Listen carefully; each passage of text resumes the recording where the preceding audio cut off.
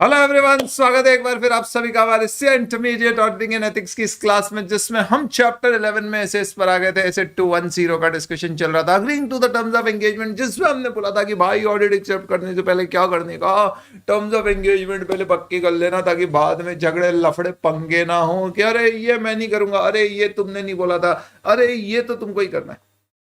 तो सबसे पहले जब हम एंगेजमेंट टर्म्स फिट करेंगे तो हमें क्या करना है? हमें सबसे पहले मैनेजमेंट को बोलना है कि मैनेजमेंट सुन, ऑडिट प्रीमाइस को अग्री कर ले और फाइनेंशियल रिपोर्टिंग फ्रेमवर्क एक्सेप्टेबल है तेरा, कौन सा है, क्या है, ये डिसाइड कर ले।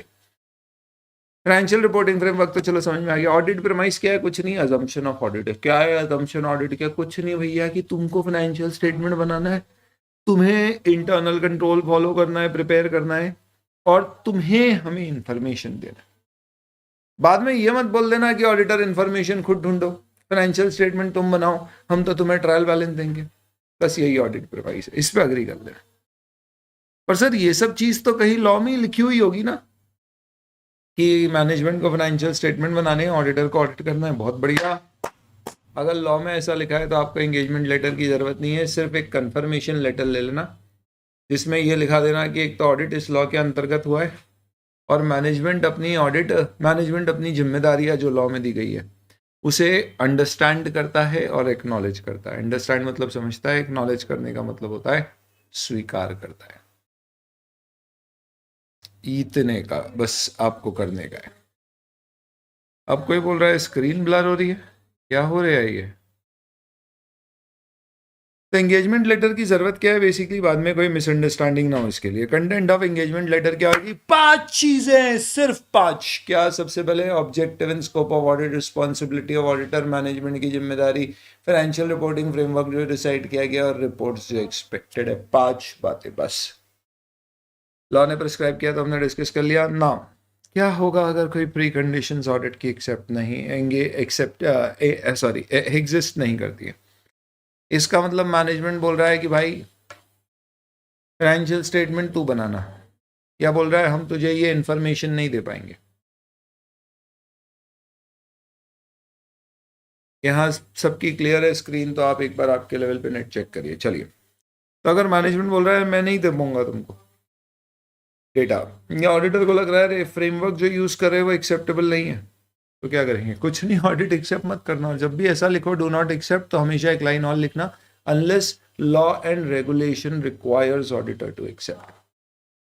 सिमिलरली अगर मैनेजमेंट तुम्हारे ऊपर कोई लिमिटेशन डाले, जैसे कि भैया ऑडिट 5 दिन में चाहिए, जैसे ये मत चेक करना, इंटरनल कंट्रोल मत चेक करना, बाकी सब चेक करना, तो हम बोलेंगे भाई ओए, हमारे ऑडिट की जिम्मेदारियां हमको एसेज में दी गई है, लॉ में दी गई है, तू नहीं डिसाइड कर सकता कि हमारी जिम्मेदारी क्या होगी या नहीं होगी। तो हमारे ऑडिट में हमें हर वो चीज़ चेक करना है जो हमें हमारा आईसीआई बोलता है। प्यारे आईसीआई जो बोलेंगे सब चेक करूंगा। तो अगर तुमने मेरे पर कोई लिमिटेशन डाली, लिमिटेशन का मतलब है पाबंदियां, वो भी ऑडिट शुरू होने से पहले, तो इस केस में छोड़ो, हमें तुम्हारा ऑडिट एक्सेप्ट ही नहीं करना। हम जंजीरों में रहना पसंद नहीं करते हैं, हमें ये गुलामी की बेड़ियों में नहीं रहना है। ये लिमिटेशंस अगर हम पर डालोगे तो हम ऑडिट एक्सेप्ट नहीं करेंगे। पर जब आप ये लिखोगे तो वापस से लिखना unless law and regulation requires. यहां तक का हमारा डिस्कशन हो गया था एंगेजमेंट टर्म्स से रिलेटेड। अब आपकी एंगेजमेंट टर्म्स फिट हो गई है, आपने मस्त ऑडिट शुरू कर दिया है, सब कुछ चल रहा है, बढ़िया चल रहा है, लेकिन बीच में मैनेजमेंट आपकी टर्म्स को रिड्यूस कर देता है। अब अपन आज का डिस्कशन शुरू करते हैं। इसमें कहा गया है change in the terms of audit engagement. Management आपकी टर्म्स को चेंज करवा है। Give me a minute.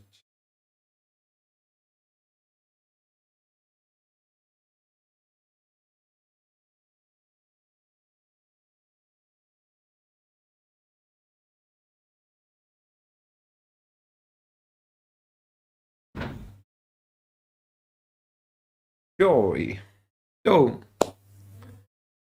Management अगर आपकी टर्म्स को चेंज करवाए, तो चेंज कर रहा है मतलब टर्म्स को बढ़ा रहा है या कम कर रहा है? कम कर रहा है।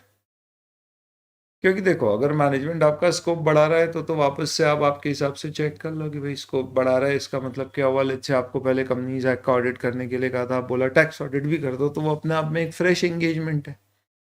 उसके लिए हम वापस से क्या करेंगे, एंगेजमेंट एक्सेप्ट करना है या नहीं चेक करेंगे, नया लेटर बनवा लेंगे। तो उस पर दिमाग नहीं लगा रहे। अभी यहाँ पे हमारा फोकस किस पे है, टर्म्स को चेंज करके वो स्कोप को रिड्यूस कर रहे हैं।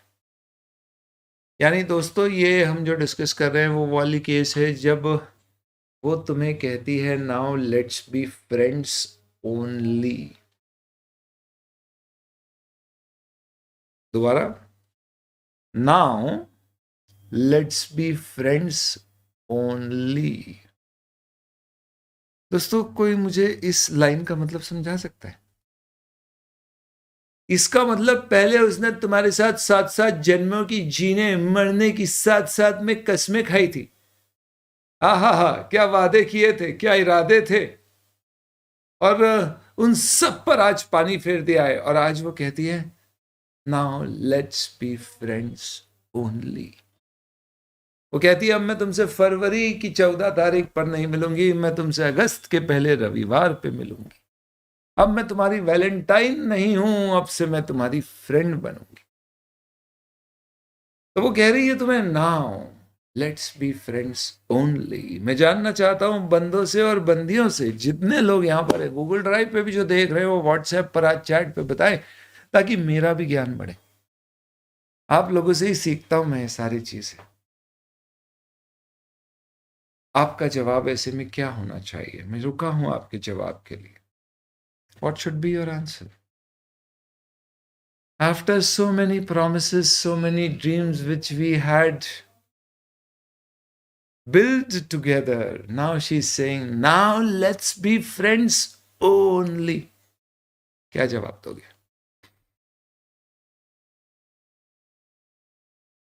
क्या जवाब दोगे?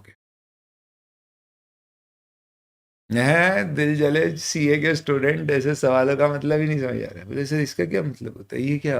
हे भगवान, क्या जीवन है तुम्हारा है? थोड़ा बिगड़ो रे, इनफैक्ट थोड़ा सुधरो। बाय। बहुत बढ़िया। भाई का ईगो आ गया। आज तो मैं भी 2-2 कॉलर पहन के आया हूँ, देखो ऐसी कॉलर ऊंची हो गया। हमने हटा बाय। मोए मोए ये क्या होता है भाई, थोड़ा मेरा ही ज्ञान बताओ। एंगेजमेंट लेटर साइंड है मैडम, ऐसा नहीं कर सकते आप। क्यों मेरे बीच में लिखित में अनुबंध हुआ है, अब तो तुमको 7 जन्म तो मनानी ही पड़ेगी। बहुत बढ़िया, वेरी वेरी नाइस, शाबाश।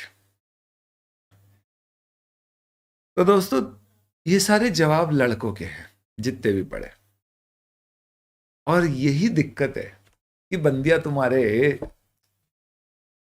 उम्मीदों पर, तुम बंदियों के पूरा नहीं उतरते हो, और तुम्हारी अभी तक जुगाड़ बैठ नहीं दी। बंदी को ऐसा बंदा नहीं चाहिए। Please understand woman.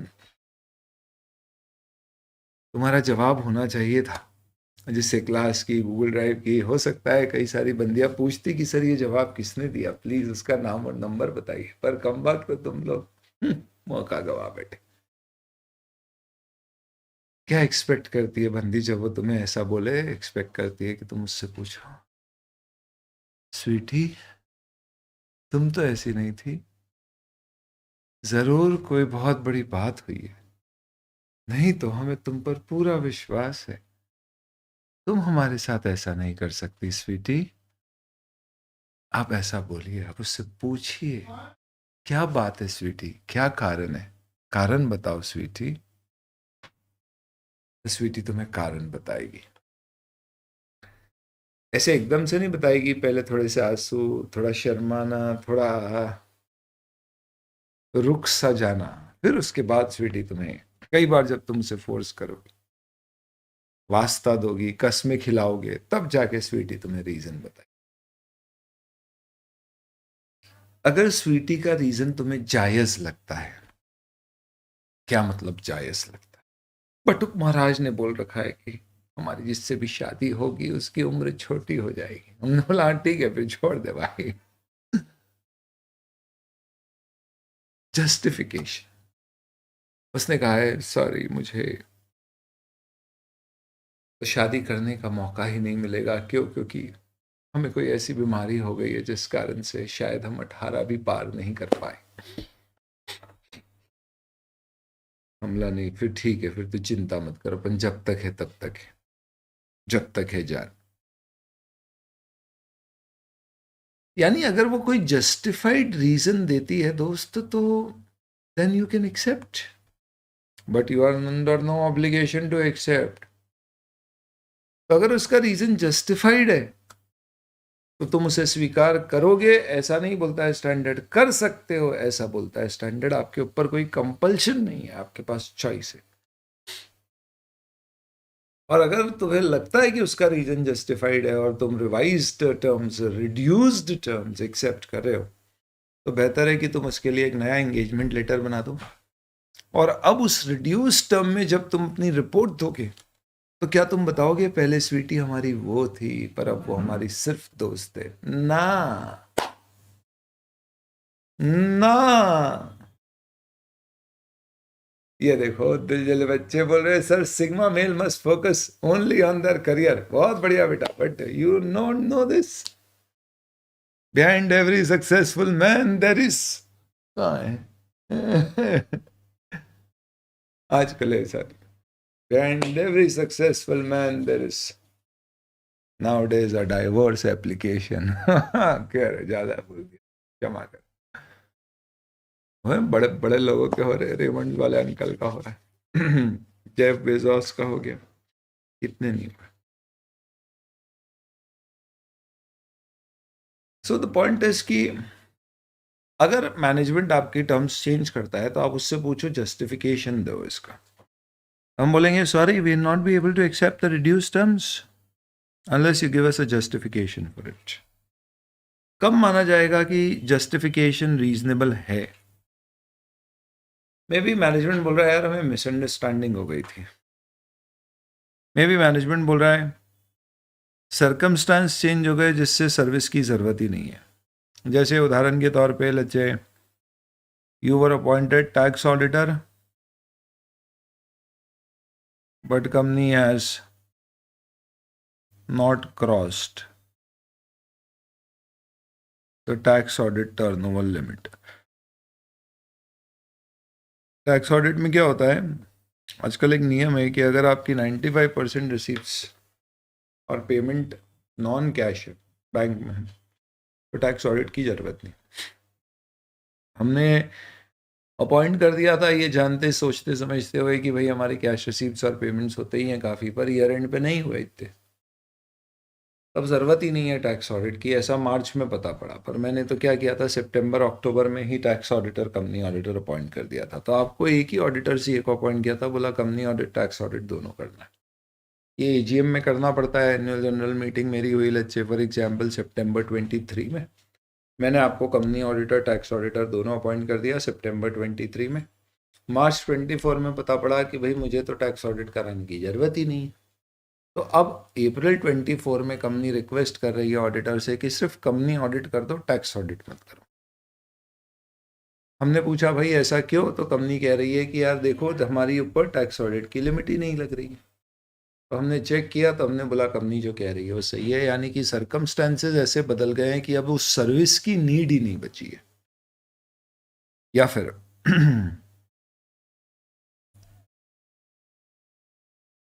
restriction on scope of audit engagement, whether imposed by management or caused by other circumstances. अगर imposed by management होगा तो may not be acceptable, but circumstances होगा तो इट मे बी एक्सेप्टेबल। जैसे उदाहरण के तौर पे आपको ऑडिटर अपॉइंट किया था कंपनी का, mid of the year company का एक मर्जर हो गया और कोर्ट के ऑर्डर के अंतर्गत कहा गया है कि मर्ज्ड एंटिटी में जॉइंट ऑडिटर होंगे जिसमें दोनों कंपनी के ऑडिटर मिलकर ऑडिट करेंगे। मैं ऑडिट कर रहा हूँ ए लिमिटेड का, ए लिमिटेड और बी लिमिटेड का मर्जर ए लिमिटेड में हो गया, तो टेक्निकली मैं ए लिमिटेड का ऑडिटर हूँ, मुझे ही ऑडिट कंटिन्यू करते रहना था। पर कोर्ट का ऑर्डर है कि भाई अब ए लिमिटेड का ऑडिट मर्जर के बाद बी लिमिटेड का जो ऑडिटर था वो और ए लिमिटेड के ऑडिटर मिलके करेंगे। तो मेरा तो स्कोप आधा हो गया, मैं फुल ऑडिटर सोलो ऑडिटर से जॉइंट ऑडिटर बन गया।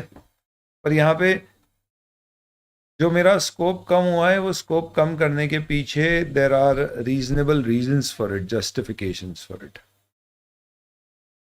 और ये सर्कमस्टांसेस इम्पोज्ड है, मैनेजमेंट की चाहत पे नहीं है। तो ऐसी सिचुएशन में ऑडिटर में रिड्यूस तो we will consider the justification given particularly restriction on scope of audit engagement. अगर रिस्ट्रिक्शन है तो हमें बहुत ध्यान से सोच के करना है कि हम रीजनेबल माने या ना माने।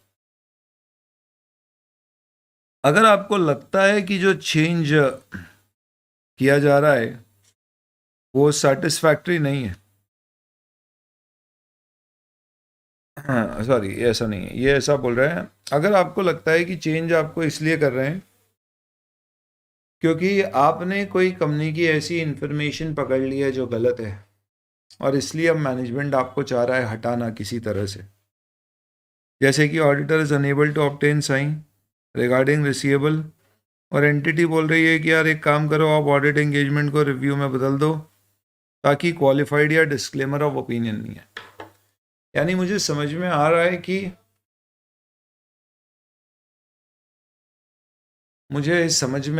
है कि वापस से वॉइस में इशू आ रहा है क्या?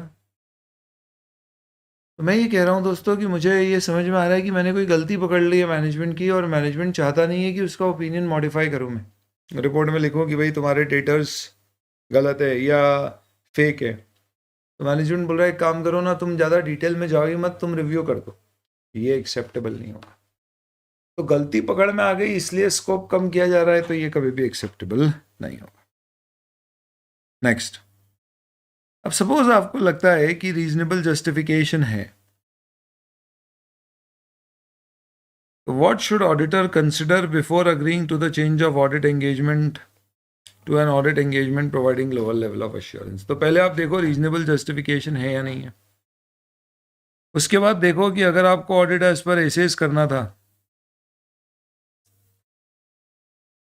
और आपका स्कोप रिड्यूस किया जा रहा है तो क्या इसके कोई लीगल इम्प्लीकेशंस हो सकते हैं, कॉन्ट्रैक्चुअल इम्प्लीकेशंस हो सकते हैं क्या, जैसे आरओसी को या आरबीआई को या सीएनडीजी कंट्रोलर ऑडिटर जनरल को इन्फॉर्म करना, उनकी परमिशन लेना एक्सेट्रा, वो समझ लो।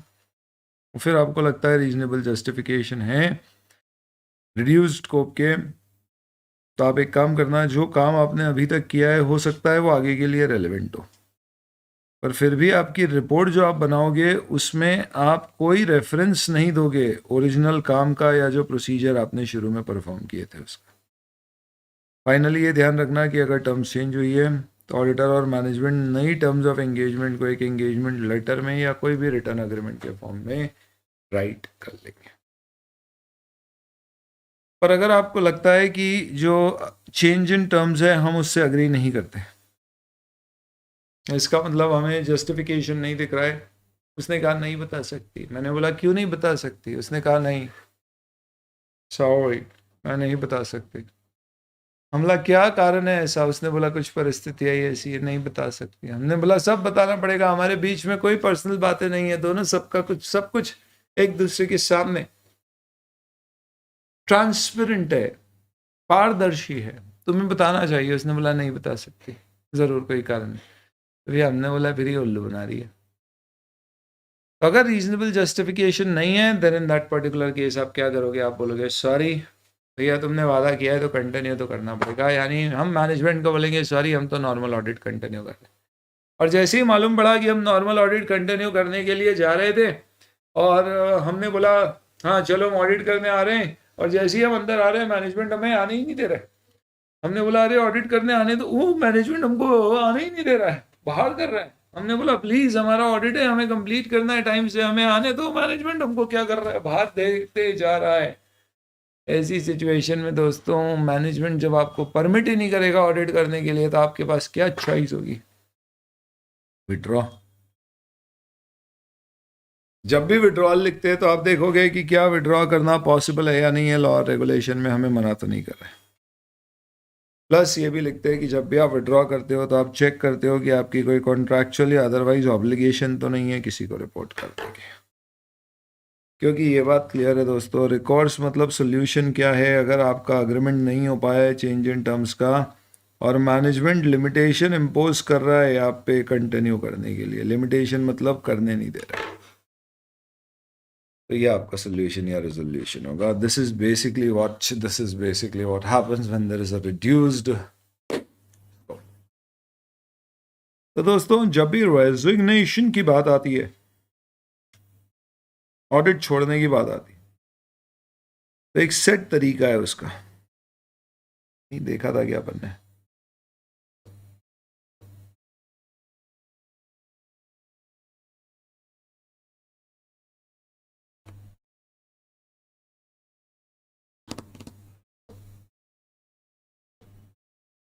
चलो बताता हूँ मैं।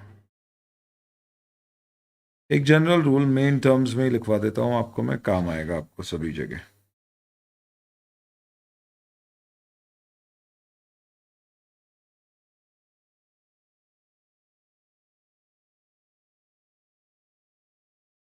Resignation. This discussion is relevant and same for almost every ऐसे। ये डिस्कशन कहता है कि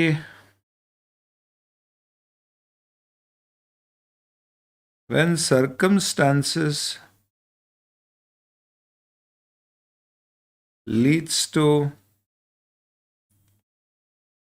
resignation by the auditor, इसे क्या बोला जाता है, which is basically termed as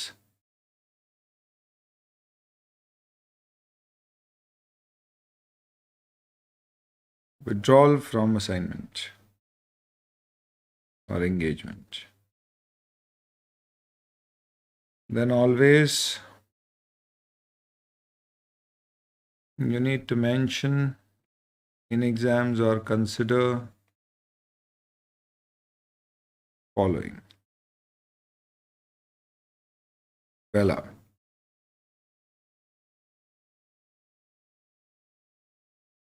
auditor before or auditor to withdraw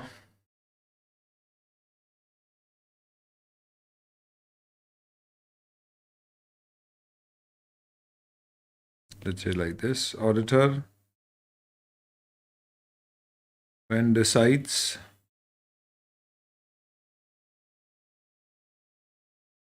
auditor when is of the opinion that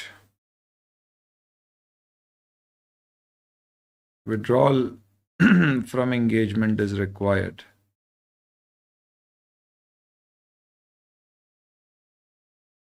ज़रूरी है, then he first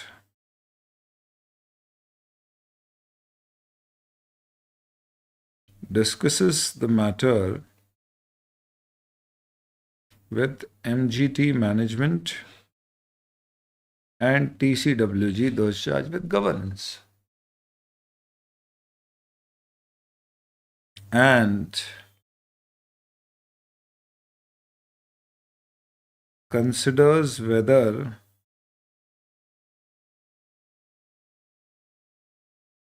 withdrawal is permitted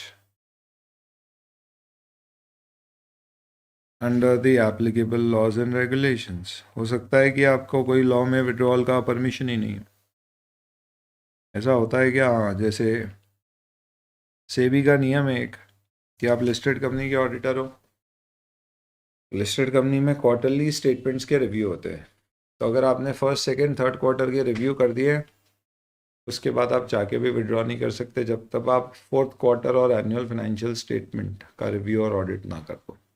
तो कभी लॉ मना भी करता है कि भाई इस स्टेज पे मत करो क्योंकि नया ऑडिटर लाने में टाइम लगेगा और उसको समय ही नहीं बचेगा पूरा ऑडिट करने के लिए।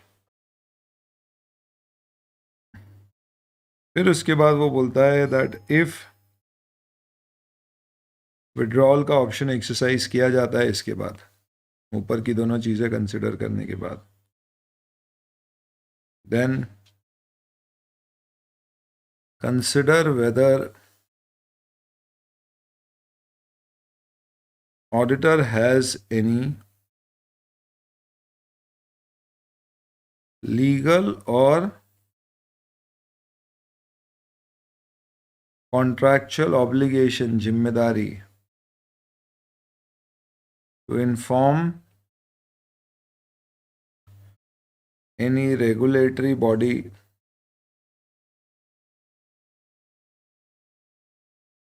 like Ministry of Corporate Affairs, RBI, SEBI, Comptroller Auditor General, कोई भी इनमें से, and also to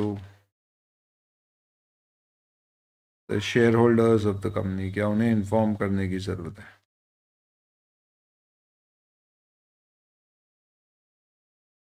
Shareholders are appointing authority.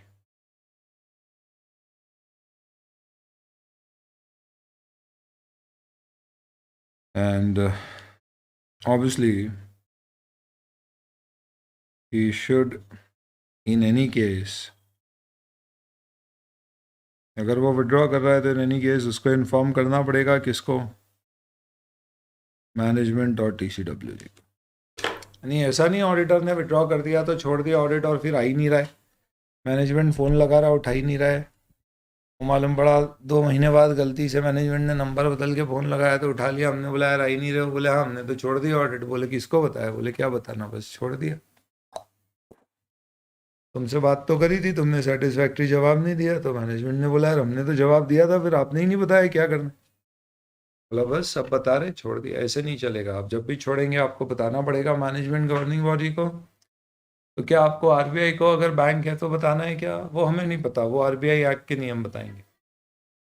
जैसे कंपनीज एक्ट कहता है कि अगर आप रिज़ाइन करोगे तो आपको मिनिस्ट्री ऑफ कॉर्पोरेट अफेयर्स को 30 डेज़ के अंदर बताना है, नहीं तो पेनल्टी लगा देंगे आप पे, ऑडिटर पे नहीं बताने। अगर लिस्टेड कंपनी है तो उसमें आपको ऑडिट कमेटी को बताना होता है, जो 24 आवर्स के अंतर्गत, 24 आवर्स जब से उनकी मीटिंग होती है उस ऑडिटर रेजिग्नेशन के ऊपर, उसके 24 घंटे में उनको इत्तला करना पड़ती है। किसको? स्टॉक एक्सचेंज को, कि भाई ऑडिटर रिज़ाइन कर गया है। क्योंकि लिस्टेड कंपनी में एक्सचेंज का ऑडिटर रिज़ाइन होने के 24 आवर्स में क्यों बताते हैं? क्योंकि इससे हो सकता है कंपनी के शेयर की प्राइस काफ़ी गिर जाए। एक्सचेंज चाहते हैं कोई भी ऐसी प्राइस सेंसिटिव इन्फॉर्मेशन है जो प्राइस को अफेक्ट कर सकती है, उसे फटाफट पब्लिक कर दो, ताकि ऐसा नहीं हो कुछ को बताओ तो वो उसका फ़ायदा उठा ले। सबको पता होगी तो ऑटोमेटिकली उसका इम्पैक्ट शेयर की प्राइस पर चले जाए। तो ये जो सारे स्टैंडर्ड में जब भी ऑडिटर विड्रॉ करने की बात करेगा, रेजिग्नेशन की बात करेगा, ये सेम नियम लागू होंगे, सेम चीज़ आपको लिखना है, हर बार आपको ऐसे ही लिखना।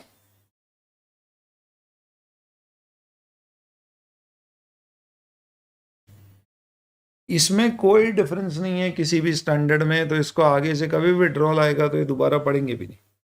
ये अंडरस्टूड है, it has to happen like this only. ये विड्रॉल समझ में आ गया सबको?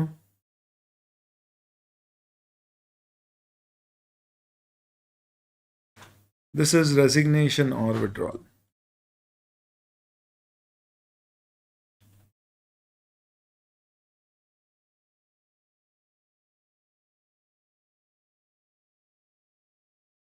इसे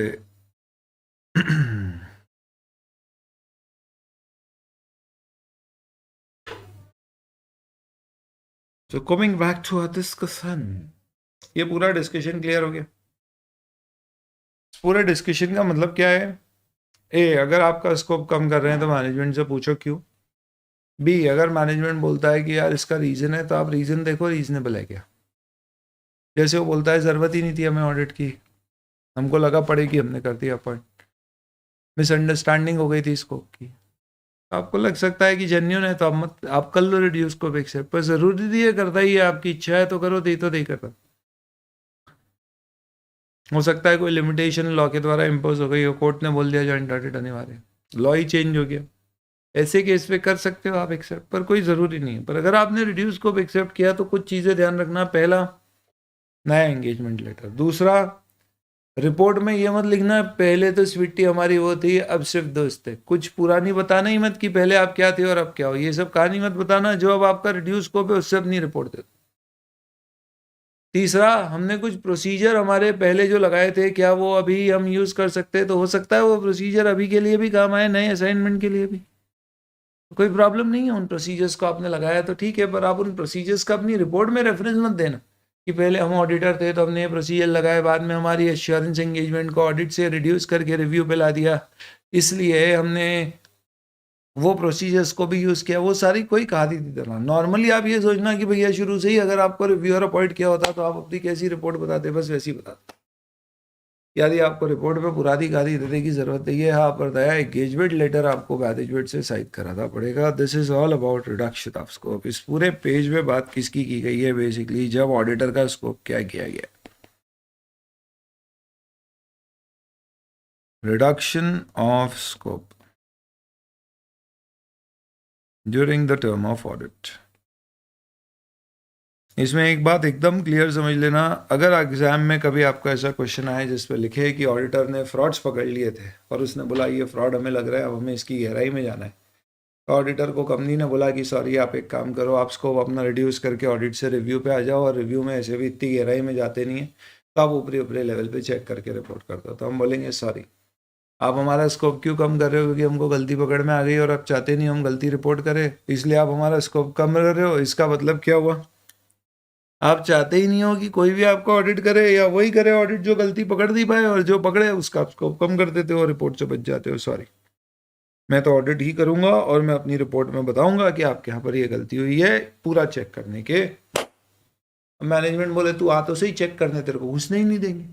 तो ऐसे केस में फिर मेरे पास कोई ऑप्शन नहीं होगा विड्रॉ करने के अलावा, पर विड्रॉ करूंगा तो इन सारी बातों का ध्यान रखना पड़ेगा। मस्त समझ में आ जाना चाहिए दोस्तों आपको, मुझे लगता है इसमें कोई प्रॉब्लम होनी चाहिए। फिर भी अगर कोई है तो आप पूछ सकते हो, नहीं तो स्टैंडर्ड का आखिरी मुद्दा डिस्कस करने आ रहे हैं। इसके बाद ऐसे 210 कंप्लीट।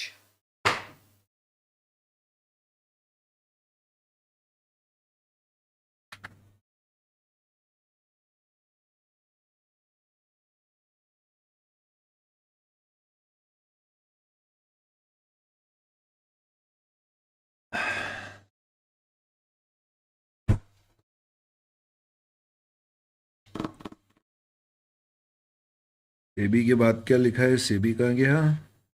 एग्जाम्पल सेबी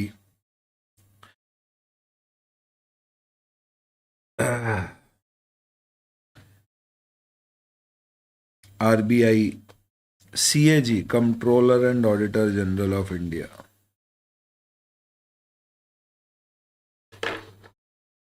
चलिए नेक्स्ट, हो गया बढ़िया, शाबाश। नेक्स्ट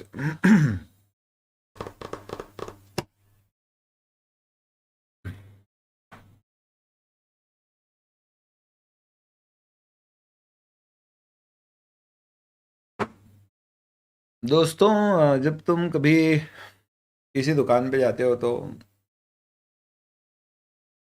क्या कीमत पूछते हो किसी चीज को खरीदने से पहले? हाँ सर, पूछते हैं। पर अगर तुम वो चीज रोज रोज ही खरीदते हो तो क्या रोज रोज कीमत पूछते हैं?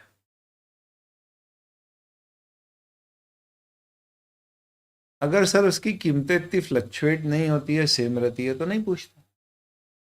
जैसे सब्जी रोज खरीदने जाएंगे तो रोज कीमत पूछते हैं। पर आप लोग तो जाते नहीं होगे, जाओगे तो भी बताओगे नहीं, फिर भी बता देता हूं मैं। पान की दुकान पे हम रोज जाते हैं तो क्या अपन रोज रोज कीमत पूछते हैं? तो हो सकता है कि पहली बार जब आप पान की दुकान पे गए हो तो आपने उससे पूछा कि भैया कितने का है पान। उसने कहा 20 रुपीज। आपने बोला ठीक है। अब आप अगले दिन गए, फिर आपने पूछा हाँ भैया कितने का है पान, उसने बोला 20 रुपीज। फिर अगले दिन 20 रुपीज, फिर अगले दिन 20 रुपीज। फिर अगले दिन गए, उसने पहले ही बोल दिया। फिर अगले दिन गए, उसने बोला अरे पूछो। इनफैक्ट मजाक उड़ने लग गया हमारा उन्होंने बोल दिया, बोला अरे 20 रुपया है, 20 रुपया है, देखो पूछेगा ये आते से ही कितने का है पान भी। तो अजीब नहीं लगता है? अरे यार कैसी बातें कर रहे हो तुम। अपन क्या रोज रोज जाके पूछते भैया पान कितने का है, पान कितने का, आज कितने का, आज कितने का, कल तो इतने का था, आज कितने का? नहीं, पहली बार पूछ लिया उसी पे चलते रहे।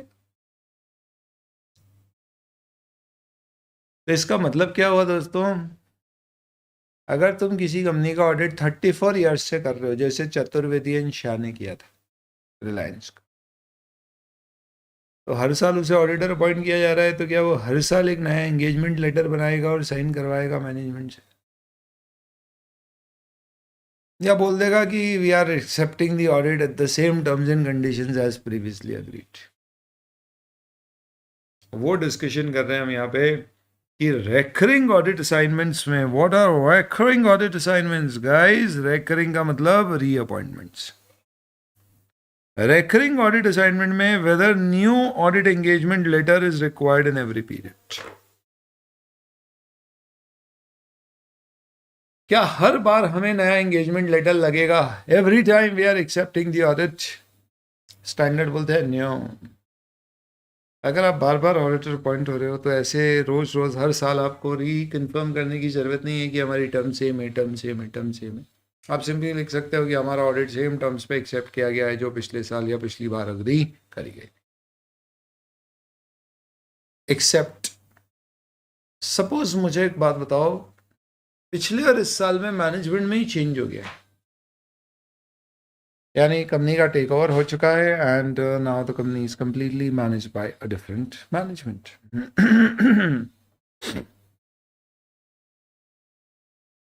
तो इसका मतलब क्या है? जैसे मैं ट्विटर का ऑडिट कर रहा था, अब ट्विटर के पहले ऑडिट कर रहा था तो मैनेजमेंट अलग लोग थे, अब पूरी की पूरी मस्क भाई के हाथ में आ गई। ऐसे केस में क्या आपको नहीं लगता है कि हमें नया एंगेजमेंट लेटर ले लेना चाहिए? Yes sir.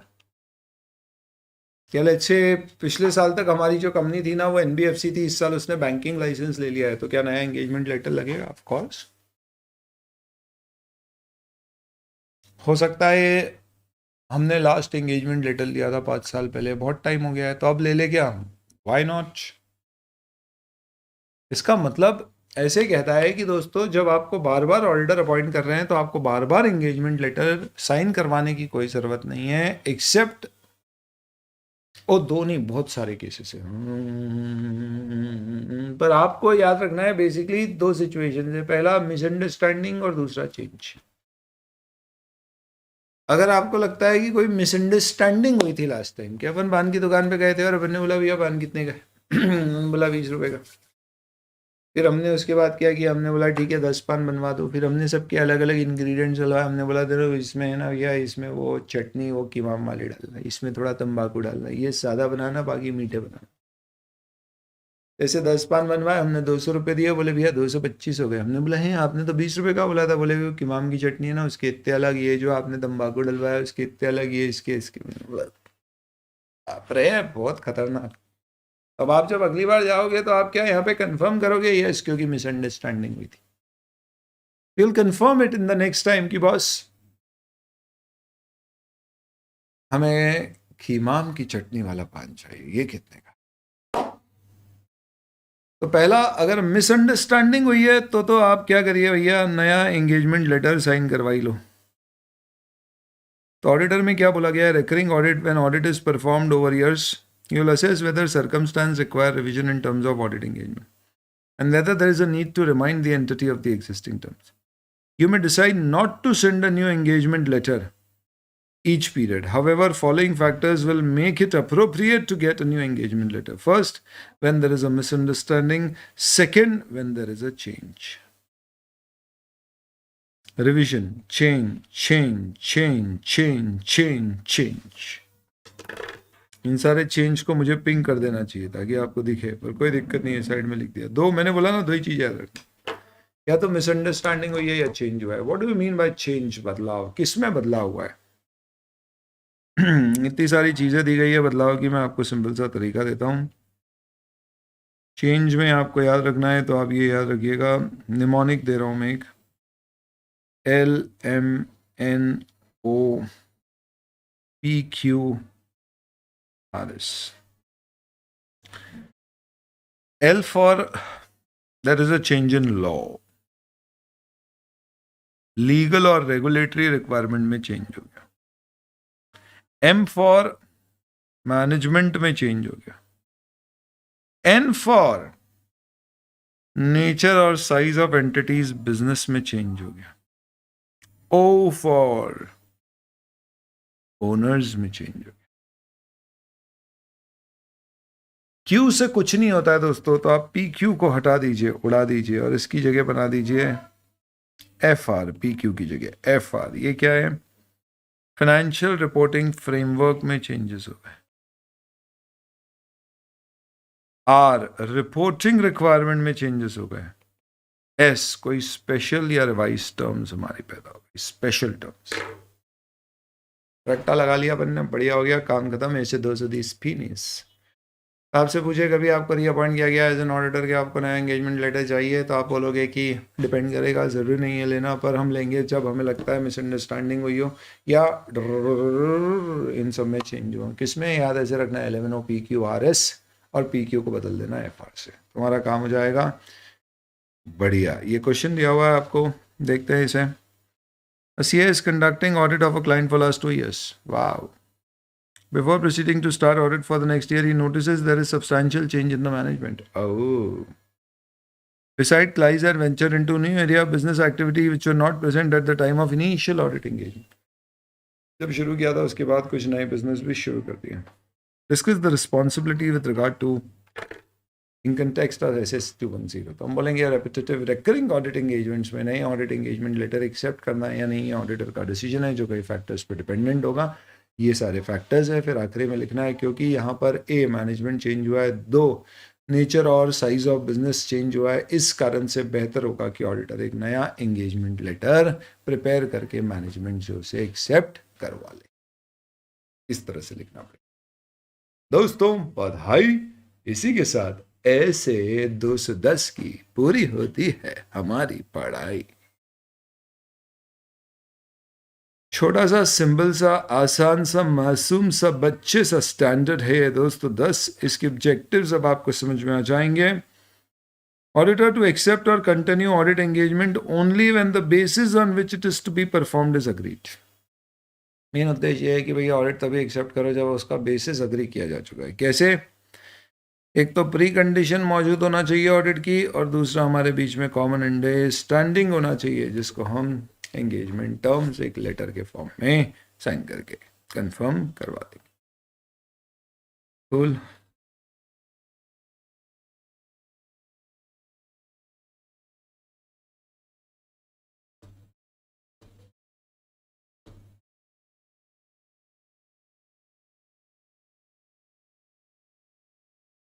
ये पॉइंट आप ध्यान रखिएगा,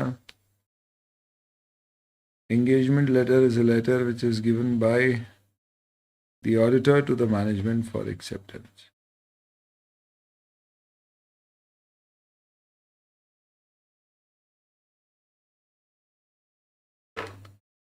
चलिए दोस्तों, इसी के साथ अपना 210 कंप्लीट होता है। अब अपन 220 पे आएंगे, and 220 is about audit quality. बढ़ो आगे अगर आप लोगों की परमिशन हो तो।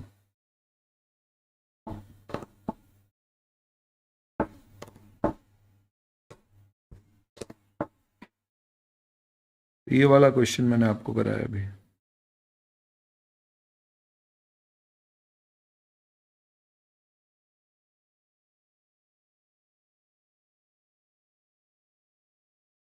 Management entity feels that it is not necessary for giving in writing explicitly to the auditor that it understands its responsibility for preparation of financial statement in accordance with applicable financial reporting framework. Explicit मतलब कि साफ अक्षरों में, तो बोलते हैं ना साफ अक्षरों में, यानी पूरी तरह से एकदम क्लियरली बिना कोई डाउट के। Discuss whether it is necessary for management to do so. In case management refuses, why should an auditor need to accept the proposed audit engagement? तो कहानी कैसी है दोस्तों? आपको कह रहे हैं कि मैनेजमेंट कह रहा है कि हमारे को नहीं लगता है कि हमें ये चीज़ आपको लिखित तौर पे देने की कोई ज़रूरत है, कि हमारी जिम्मेदारी है फाइनेंशियल स्टेटमेंट को एज पर एप्लीकेबल फाइनेंशियल रिपोर्टिंग फ्रेमवर्क बनाना। तो बताइए एज एन ऑडिटर आपका इस पर क्या कहना है, और अगर ना करे तो क्या करना चाहिए? हमें बोलना पड़ेगा कि it is necessary for management to give in writing explicitly to the auditor that it understands its responsibility. ये तो सेम जो ऊपर लिखा है रिपीट कर दिया। क्यों? क्योंकि this is a pre condition for accepting the audit. Before accepting the audit, we need to get a confirmation from the management that A, it is their responsibility to prepare and present financial statements as per framework. B, have internal controls. C, provide necessary information. अगर pre conditions audit की present नहीं होती है तो हम matter management के साथ discuss करेंगे, और अनलेस कोई लॉ रेगुलेशन कुछ और बोले हम ऑडिट एक्सेप्ट नहीं करेंगे।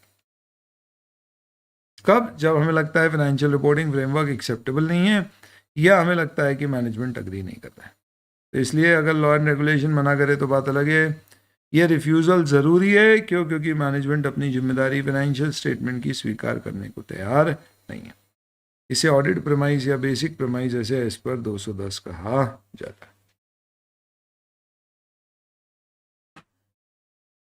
चिराग आर्टिकल ट्रेनिंग पर है। As a part of engagement team conducting audit of company has read somewhere that engagement letter is issued by auditor to client also includes expected form and content of audit report. He was at a loss to understand how could an auditor include form and content of report beforehand. तो जब हम बोल रहे हैं form and content of report, तो हम ये नहीं बोल रहे हैं कि हमें रिपोर्ट क्या देनी है। हम रिपोर्ट नहीं प्रिपेयर कर रहे हैं, हम सिर्फ ये बता रहे हैं कि भाई उस रिपोर्ट का फॉर्मेट क्या होगा। तो इसमें हमें क्या बोलना है? We only have to state कि हम ओपिनियन देंगे इस फॉर्मेट में। इसका मतलब ये नहीं है कि हम आपको पक्का आज से ही कमेंट कर रहे हैं कि भैया आपका ये ओपिनियन होगा। हम इस फॉर्मेट में ओपिनियन देंगे, यानी हो सकता है हमारा ओपिनियन क्या हो, जैसी हमारी फाइंडिंग्स हो उसके आधार पे चेंज हो जाए, यानी मॉडिफाइड हो जाए, अनमॉडिफाइड चले जाए। तो चिराग ये समझ रहा है कि अनमॉडिफाइड ओपिनियन ही जाएगा, यानी अनमॉडिफाइड, यानी हम बोलेंगे financial statement true and fair. ऐसा नहीं हो, तो हमारी जो फाइंडिंग्स होगी उसके हिसाब से ओपिनियन जाएगा। वो अपन आगे के स्टैंडर्ड्स में समझ में आएगा आपको कि ओपिनियन कैसे बनाया जाता है 700 सीरीज। सर प्री कंडीशन और ऑडिट प्रेमाइज में क्या फ़र्क है? प्री कंडीशन दो है। ए, फाइनेंशियल रिपोर्टिंग फ्रेमवर्क जो मैनेजमेंट ले रहा है वो एक्सेप्टेबल है, और दूसरा ऑडिट प्रेमाइज। ऑडिट प्रेमाइज में तीन चीज़ें। A, management financial statement as पर फ्रेमवर्क बनाए, कंट्रोल्स बनाए और हमें इंफॉर्मेशन। तो मैनेजमेंट बोलता है मैं फाइनेंशियल स्टेटमेंट बनाऊंगा एज पर financial reporting framework of US, Citibank वाला एग्जाम्पल, और मैं आपको सारी इंफॉर्मेशन दूंगा, इंटरनल कंट्रोल बनाऊंगा। तो ऑडिट प्रेमाइज तो मौजूद है, पर फिर भी हम ऑडिट एक्सेप्ट नहीं करेंगे, क्योंकि जो फ्रेमवर्क मैनेजमेंट ने चूज किया है वो एक्सेप्टेबल नहीं है। क्योंकि उसे फ्रेमवर्क कौन सा यूज करना चाहिए? इंडिया के ऑपरेशंस के लिए, इंडिया के accounting standards. Audit premise is only what, कि आप बनाओगे फाइनेंशियल स्टेटमेंट फ्रेमवर्क के अनुसार, और आप कंट्रोल्स बनाओगे और आप हमें इंफॉर्मेशन दो। पर जो फ्रेमवर्क आप यूज कर रहे हो अगर वो एक्सेप्टेबल नहीं है तो मैं ऑडिट एक्सेप्ट नहीं करूंगा। आप बनाओ, आपको कौन मना कर? वो प्री कंडीशन का पहला। तो ये फर्क है प्री कंडीशन में और ऑडिट प्रेमाइज में। क्वेश्चन 10 में प्री कंडीशन जैसे ब्रह्मास्त्र में लिखा है वैसे लिख सकते हैं।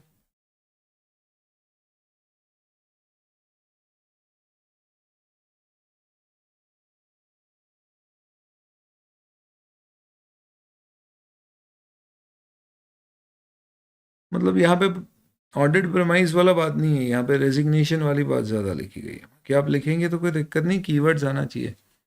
मेरे कोई प्रॉब्लम नहीं थी, मैं बेर ऐसे के लैंग्वेज डाल देता। आप बताओ, आप ऑडिट से पक जाते, समझ ही नहीं आता, ऐसी टेक्निकल लैंग्वेज डाल देते। पर अब एक बार क्या हो रहा है, टर्म समझ में आ रही है।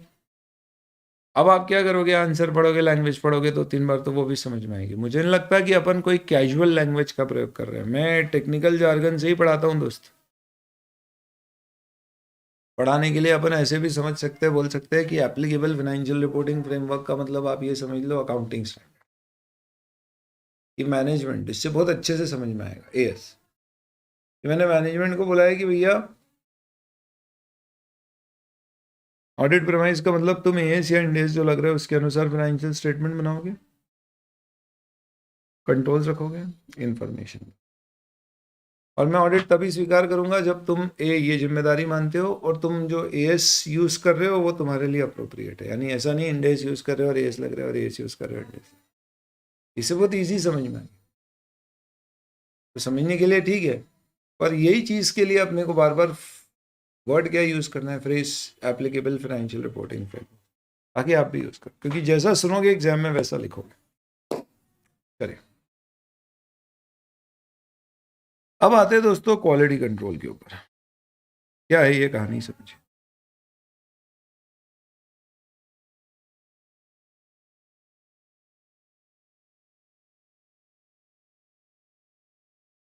कोई मुझे बता सकता है आर्टिकलशिप तुमने अभी तो ज्वाइन करी नहीं है, जब तुम ज्वाइन करोगे तो तुम्हारी आर्टिकलशिप के पहले दिन क्या होगा, थोड़ा सा विजुअलाइज करो, सोचो। ख्वाब देखो, पहला दिन ऑफिस का, सीए के ऑफिस का, आर्टिकलशिप का क्या होगा। बेटा एक बार है ना घर पे आंसर आराम से पढ़ना, फिर कल पूछना नहीं आए। तुम घबराती बहुत हो एक तो। बताओ, पहला दिन सीए के ऑफिस में क्या करोगे, कैसा होगा।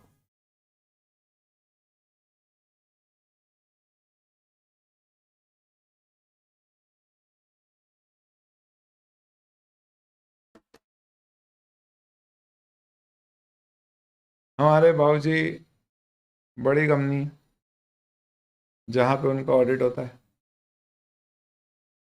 वो हमारे शहर की काफ़ी बड़ी फर्म है,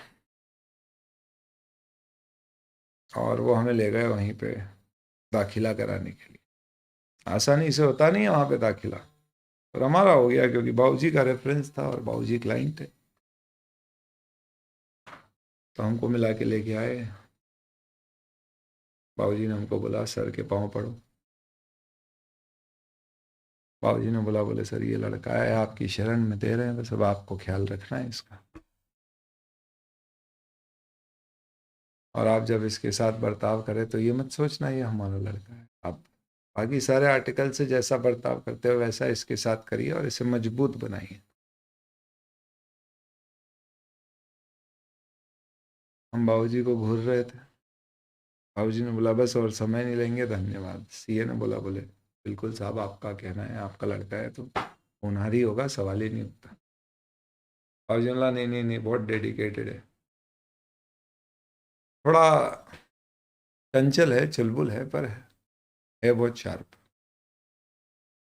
बस ये बोल के निकल गए। हमारी अगले मंडे की ज्वाइनिंग डेट आई,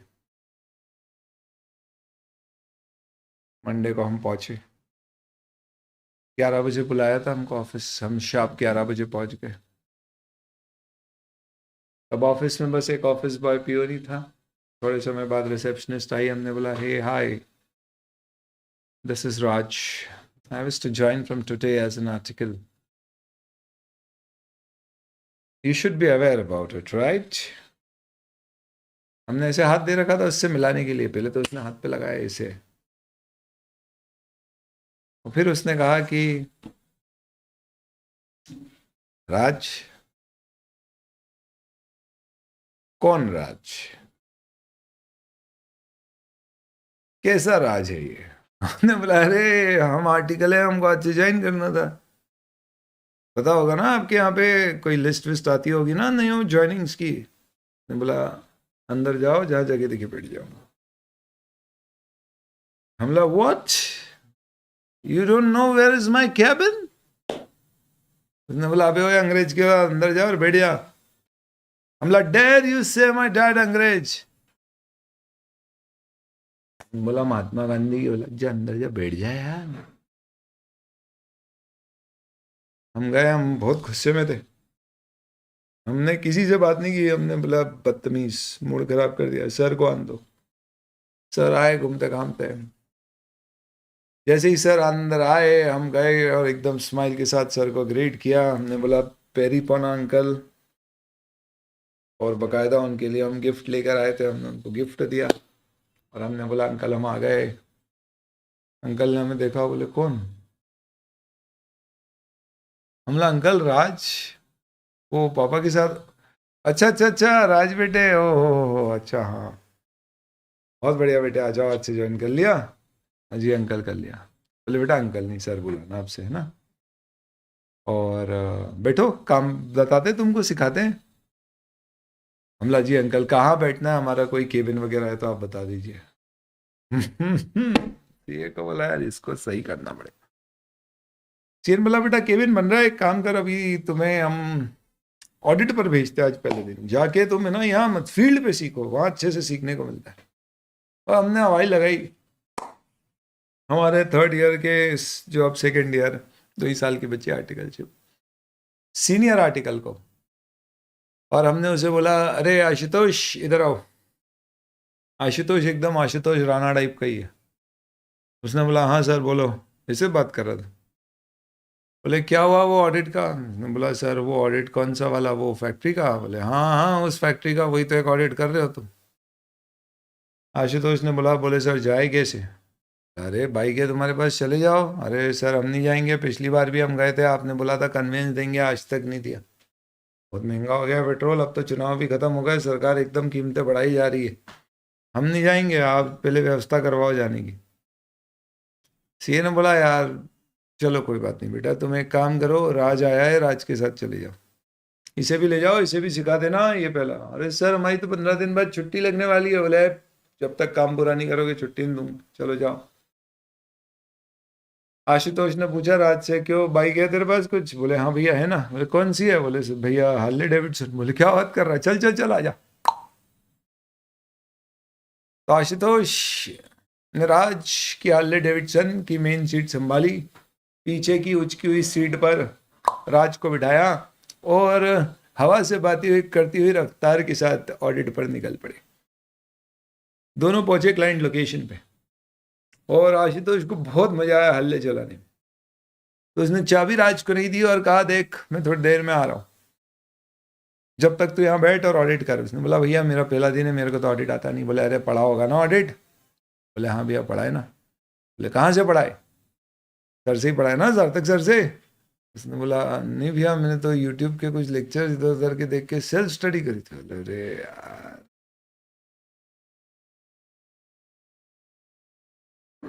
तो तेरे को सिखाना पड़ेगा या आता है? बोले नहीं भैया हमको आता है। बोले क्या होता है ऑडिट बता। बोले भैया हमने बहुत सही देखा था, उसके हिसाब से हमने पास भी करी एग्जाम। उसमें एक्चुअली ऐसा लिखा हुआ था, ऑडिट का मतलब होता है कोई भी चीज़ को दो जगह से बिठा देना, यानी जो यहाँ दिख रहा है अगर वो वहाँ दिख जाए तो ये सही है, ये ऑडिट है। आशुतोष ने बोला बहुत बढ़िया, इतना आता है, चल इससे ही तेरा काम हो जाएगा। एक काम कर, सबसे ज़्यादा मार्क्स किस में आए थे तेरे इंटर में? राज ने बोला भैया टैक्स में 51। तो बोले चल तेरे से टैक्स ही चेक करवाता हूँ। तो राज भैया ने बोला बोले अरे सुनो एक काम करो इधर आओ, वो अपना टैक्स ऑडिट बाकी है ना, तो एक काम करो सारे कैश के खर्चे ले आओ, ये चेक करेंगे, ये आज से नया है। और इनको सिंपल पता है ऑडिट का मतलब क्या होता है। तो एक तरफ तुम तुम्हारी कैश बुक दे दो जहाँ पे खर्चे डाले हुए हैं, और दूसरी तरफ सारी फाइल दे दो जिसमें सारे वाउचर लगे हुए हैं, ये इधर से उधर उसका मिलान करते जाएंगे, टिक करते जाएंगे, आगे बढ़ते जाएंगे। मैं बोला ठीक है भैया ला देता हूँ। उसने ला दिया। हम लाए करो अच्छे से करो और हम आते हैं थोड़ा। बोला भैया बाइक की चाबी? बोले हम आते हैं बोल रहे हैं मतलब जाएंगे कैसे, पैदल जाएंगे? नहीं भैया ठीक है भैया आप चले जाओ। बोले भैया नहीं सर बोलो। हमने बोला तो सर को बोलते थे। बोले हमें भी सर बोल। हमने जी सर। बोले सुन हम कहीं जा रहे हैं, फोन मत लगाइयो जब तक ऑफिस से फोन नहीं है, और अगर सर का फोन आए तो बोलना हाँ भैया वो क्लाइंट के साथ स्टॉक देखने गए, आते तो बात कराता। और हमें इमीडिएटली फोन लगाना अगर ऑफिस से फोन आया, नहीं तो परेशान मत करना, हम आते हैं थोड़े 2-3 घंटे में आ रहे हैं। बोले भैया आप जा कर रहे हो? बोले सर से सवाल करता है। हमने बोला नहीं नहीं सर आप हो क्या, हम चेक कर। हमने निकाला मस्त, चेकिंग करना शुरू करी कैश के खर्चे। तो हमने देखा एक खर्चा 50,000 रुपये का। हमने क्लाइंट को बुलाया, हमने बोला इधर आ। हमने बोला हाँ जी भैया बताओ। हमने बोला भैया नहीं सर बोल। बोला बच्चा है तो बोला बदतमीज, ऑडिटर है हम, रिस्पेक्ट है हमारा, सर बोल। बोला हाँ सर बताएं। हमला बेचो। हमला ये 50,000 रुपये का कैश पेमेंट है, तुझे पता है इनकम टैक्स एक्ट में 10,000 रुपये से ऊपर के अगर पेमेंट करते हैं तो इनकम टैक्स में डिसअलाउ हो जाते हैं। उसने बोला अच्छा। हमला ये भी नहीं पता तुझे? तो ये तो सब गलत है, ये डिसअलाउ हो जाएंगे, तूने इसका खर्चा क्लेम किया है तो ये तो सब एडबैक हो जाएंगे, तुम्हें ज़्यादा इनकम पे टैक्स देना पड़ेगा। टैक्स भर दिया है बाकी है? उसने बोला भर दिया हमने, तो रिटर्न भी भर दिया। बोले हैं रिटर्न भी भर दिया, ये क्या किया? बोला आपके सीए नहीं भरवाए। बोला आप चेक क्यों करवा रहे हो? बोले अपने सीए से पूछो। बोला यार इसको कुछ पता नहीं होगा, अपन तो करते हैं। फिर आए, फिर हमने बोला अरे बाप रे, ये तो 3 लाख रुपए का खर्चा तुमने कैश में दे दिया इसको, ये डिसअलाउ हो जाएगा पूरा। उसने बोला भैया ये तो आपके सर ने बोला था कि ये 3 लाख रुपए कैश पेमेंट किए ना, तो इसको साल भर में 10-10 हज़ार रुपए के अलग अलग 30 दिनों में पेमेंट दिखा देना। उन्होंने बोला ऐसा कर दो ना तो डिसअलाउ नहीं होता है, अलाउड रहता है, क्योंकि 10 हज़ार का पेमेंट एक दिन में एक पार्टी को अलाउड होता है। फिर आप एक ही कॉन्ट्रैक्ट में अगर 30 पेमेंट भी करो पर अलग अलग दिन में 10-10 हज़ार के तो चलता है। बोला अभी ओए हमारे सर ऐसी गलत काम नहीं बताएंगे। बोले अरे भैया सर नहीं बताया, हमको थोड़ी ना मालूम है, वही सब करवाते। ये छोड़ो, ये देखो ये जितने एम्प्लॉई इन सबको तनख्वाह कैश में जाती है 10 हज़ार के ऊपर है। सर ने बोल रखा है इनको 15-15 दिन में तनख्वाह दिखाओ, ऐसे दिखाओ। बोला ये तो बहुत सारी तनख्वाह है, ये तो टोटल बहुत बड़ा हो रहा है। बोले हाँ आप ले लो, नीनी करते करते सब मिला के 1-2 करोड़ के खर्चे हैं ये तो। हमने सर को फोन लगाया, फोन नहीं उठाया। सर 2 से 4 घर पे रिलैक्स करते। Your mind should be at peace, only then you will be a good professional. भैया को फोन लगा, उसने फोन उठाया, बोले अरे कि ऑफिस से फोन आया कि? हमने बोला नहीं भैया कुछ पूछना था। बोले तेरे को मना किया था ना, फिर फोन रख दिया। उनको लगा रखा रखा नहीं है, वो तो ऐसा लग रहा था कि हमारी बाइक से विली कर रहे, ऐसे आवाज आ रही थी, घूम घूम घूम हमला भाई हमारी तो बाइक गई, बहुत गुस्सा, हम बहुत प्रेशर में आ गए। हमने बोला यार एक तो भाई ये नहीं कर रहा है, सर फोन नहीं उठा रहे, क्या करें। तब हम हमारे पापा की याद आई, और हमारे पापा ने हमको सिखाया था बेटा कभी भी अपने आप को अकेला मत समझना, और सच्चाई के राह पे चलने से कभी भी मत डरना। सब तेरा साथ छोड़ भी दे तो भी तू आगे बढ़ना, और तेज गति से आगे बढ़ना, और जोश के साथ आगे बढ़ना। धीरे धीरे कारवां बढ़ते जाएगा और तेरे पीछे लोगों की भीड़ लग जाएगी।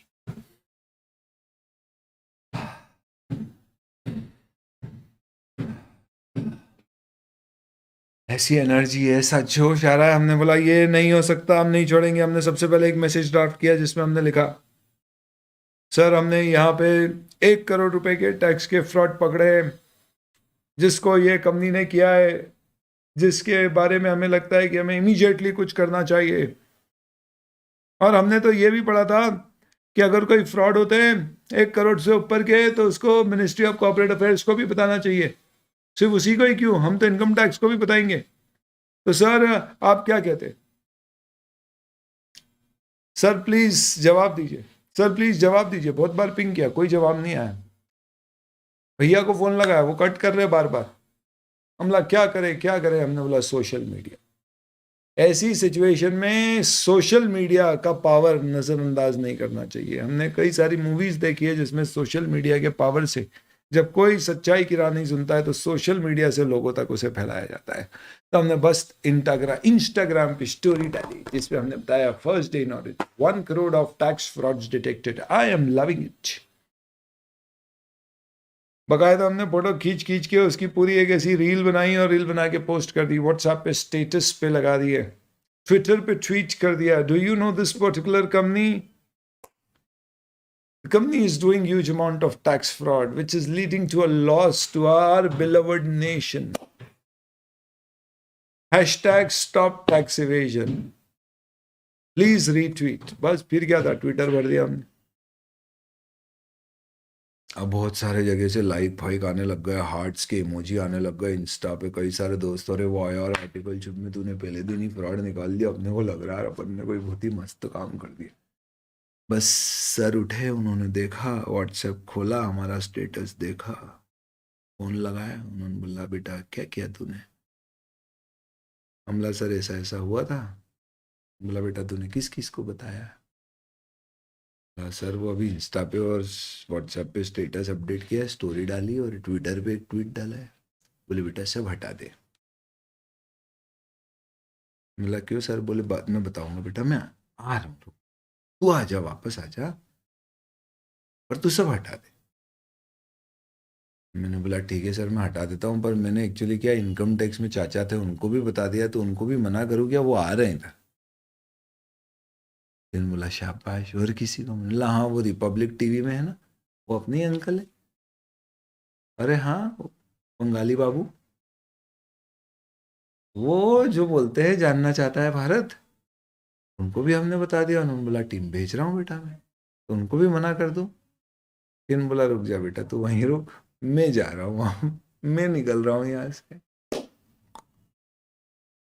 तो दोस्तों सीए और सीनियर आर्टिकल दोनों अंडरग्राउंड है और बाकी सब आ चुके हैं और हम यूं कॉलर उठा के फोटो खींच रहे हैं, बस फिर आगे जो हुआ वो इतिहास बना गया। आप बताइए इस पूरे मसले में क्या आपको लग रहा है, ये सब जो हुआ ये सही है या गलत है? और अगर है तो किसकी गलती है? आपके सामने 3 ऑप्शन है।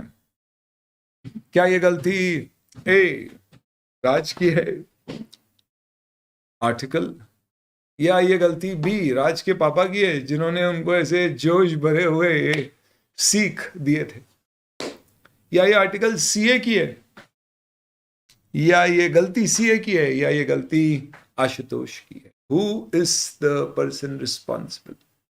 आशुतोष, राज, सीए, पापा? क्या कहते हो?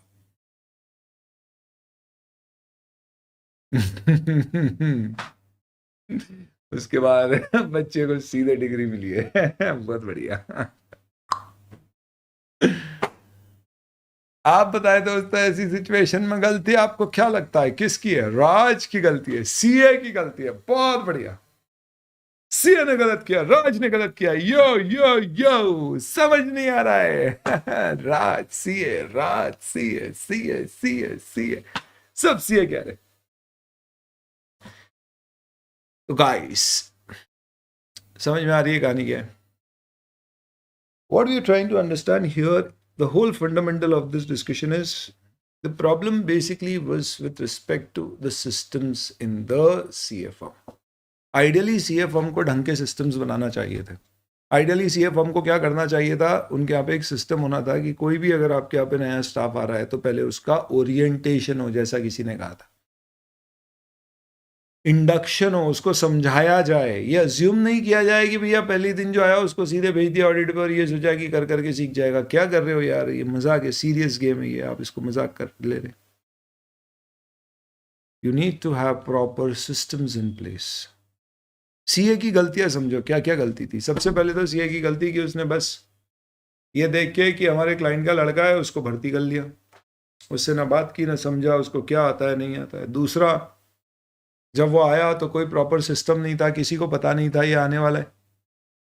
तीसरा, सीए ने उससे डायरेक्ट बात करी, लगा कि ये ऐसा है तो उसको भेज दिया आर्टिकल के साथ, सीनियर आर्टिकल के साथ। कोई चार्टर्ड अकाउंटेंट नहीं रखा उसके सुपरविजन के ऊपर। चौथा, सीनियर आर्टिकल भी मजे में चल रहा है, उसके ऊपर किसी प्रकार का कोई कंट्रोल नहीं है। पांचवा, वो वहां जाके कोई सपोर्ट नहीं कर रहा है, डायरेक्टली क्लाइंट का डेटा देखा जा रहा है, कॉन्फिडेंशियलिटी की धज्जियां उड़ा रहे हैं। सीए खुद की कोई मॉनिटरिंग नहीं रख रहा है, वो केयरलेसनेस के साथ काम कर रहा है, अनप्रोफेशनल वर्किंग स्टाइल है पूरी तरह से।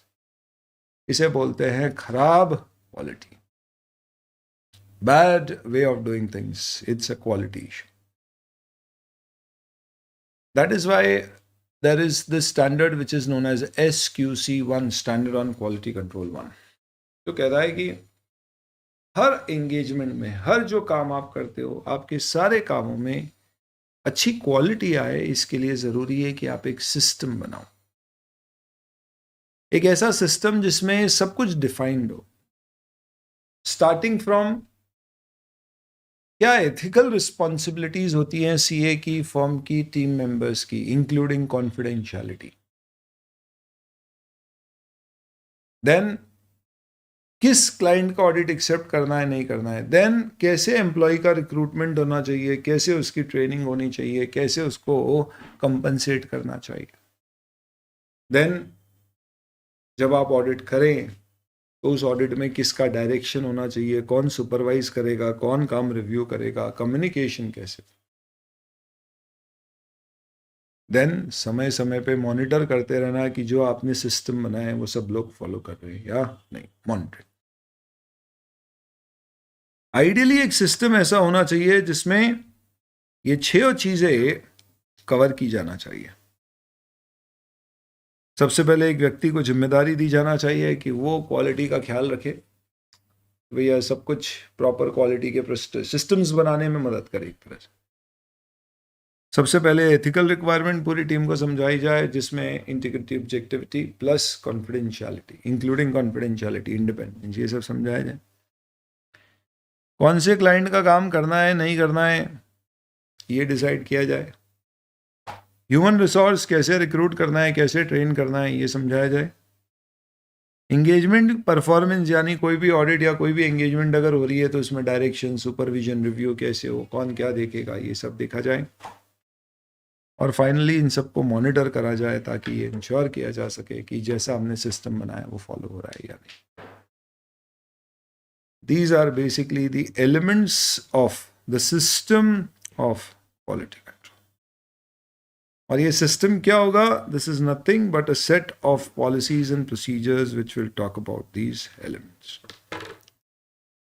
तो ये पॉलिसी प्रोसीजर कैसी हो सकती है? जैसे स्कूल में आपके हैंडबुक में स्कूल की पॉलिसीज प्रोसीजर्स होती थी, जिसमें सबसे पहले लिखा होता था फीस कब जमा करना है, नहीं की तो क्या होगा। उसके बाद लिखा था यूनिफॉर्म कहाँ से खरीदना है, फिर किताबें कहाँ से खरीदनी, फिर आपकी एग्जाम्स कब होंगी, फिर छुट्टियाँ कौन कौन से दिन होगी। यही एक पन्ना हमारे काम का होता था छुट्टियाँ वाला, जिसमें हम देखते थे इस साल में कितनी छुट्टियाँ संडे को आ रही, और बोलते थे है साल ही खराब है।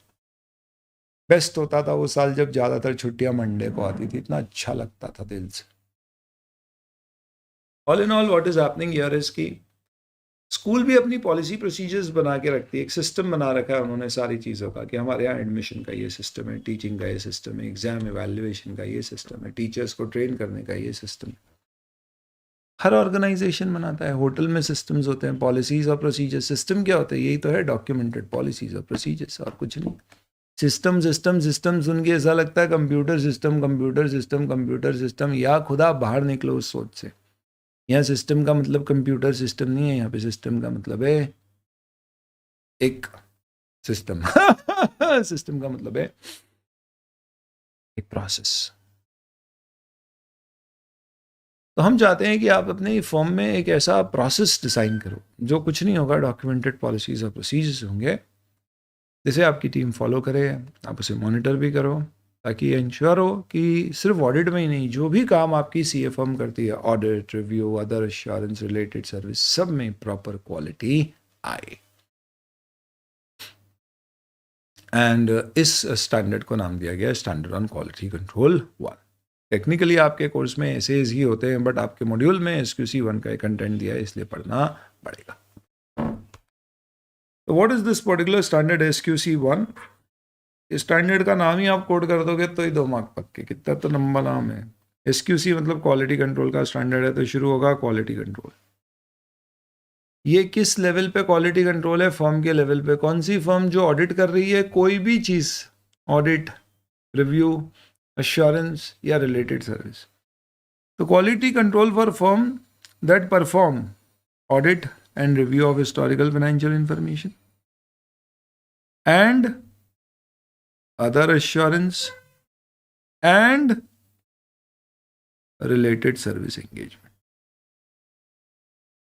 आप कुछ भी परफॉर्म करो, यही सब चीज़ें जिनके ऊपर अलग अलग स्टैंडर्ड दिए, मैंने आपको एक इंट्रोडक्शन दिया था, इनमें से अब अगर आप कुछ भी कर रहे हो तो आपकी फर्म को क्वालिटी कंट्रोल सिस्टम होना चाहिए। तो SQC 1 क्या चाहता है? SQC 1 की इतनी सी चाहते दोस्त कि फर्म के यहाँ पे एक सिस्टम ऑफ क्वालिटी कंट्रोल बनना चाहिए। सिस्टम क्या है? कुछ नहीं है, पॉलिसीज है, जो क्या इंश्योर करेंगी कि हमें एक रीजनेबल एश्योरेंस मिले कि फर्म और उसके लोग क्या कर सकें। देखो सिंपल सी बात है, सारे प्रोफेशनल स्टैंडर्ड जैसे कि एसेस, गाइडेंस नोट इंस्टीट्यूट के जो भी होते हैं, पब्लिकेशंस, उनको प्लस रेगुलेशंस और लीगल लॉ की रिक्वायरमेंट फुलफिल कर सके। एक सीए को कब कहा जाएगा उसने काम ढंग से किया है? जब सबसे पहले वो अपना काम एसेस के अनुसार करे। एसेस सब समझाते हैं, तो काम एसेस के अनुसार करे, लॉ एंड रेगुलेशन के अनुसार करे, और उससे भी बढ़िया चीज़ जब उसकी रिपोर्ट सही है। मुझे एक बात बताओ, इसको समझने का एक बहुत सिंपल तरीका है।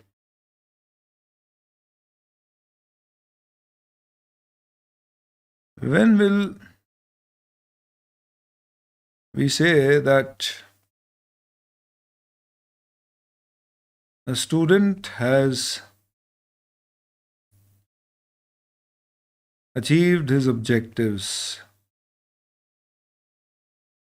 of being a good student?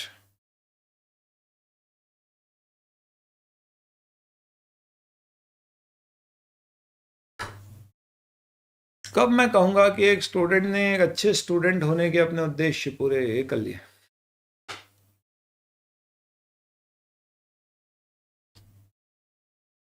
Sir जब वो रोज होमवर्क करे तो एक भी स्टूडेंट गुड नहीं हो पाएगा। बेसिकली हम क्या कहेंगे, when A he follows the instructions and B he prepares enough that he will clear the exams. Exam clear होगी नहीं होगी वो तो समय बताएगा, क्योंकि उसमें लक फैक्टर बहुत सारी चीज़ है। बस ये दो चीज़ है।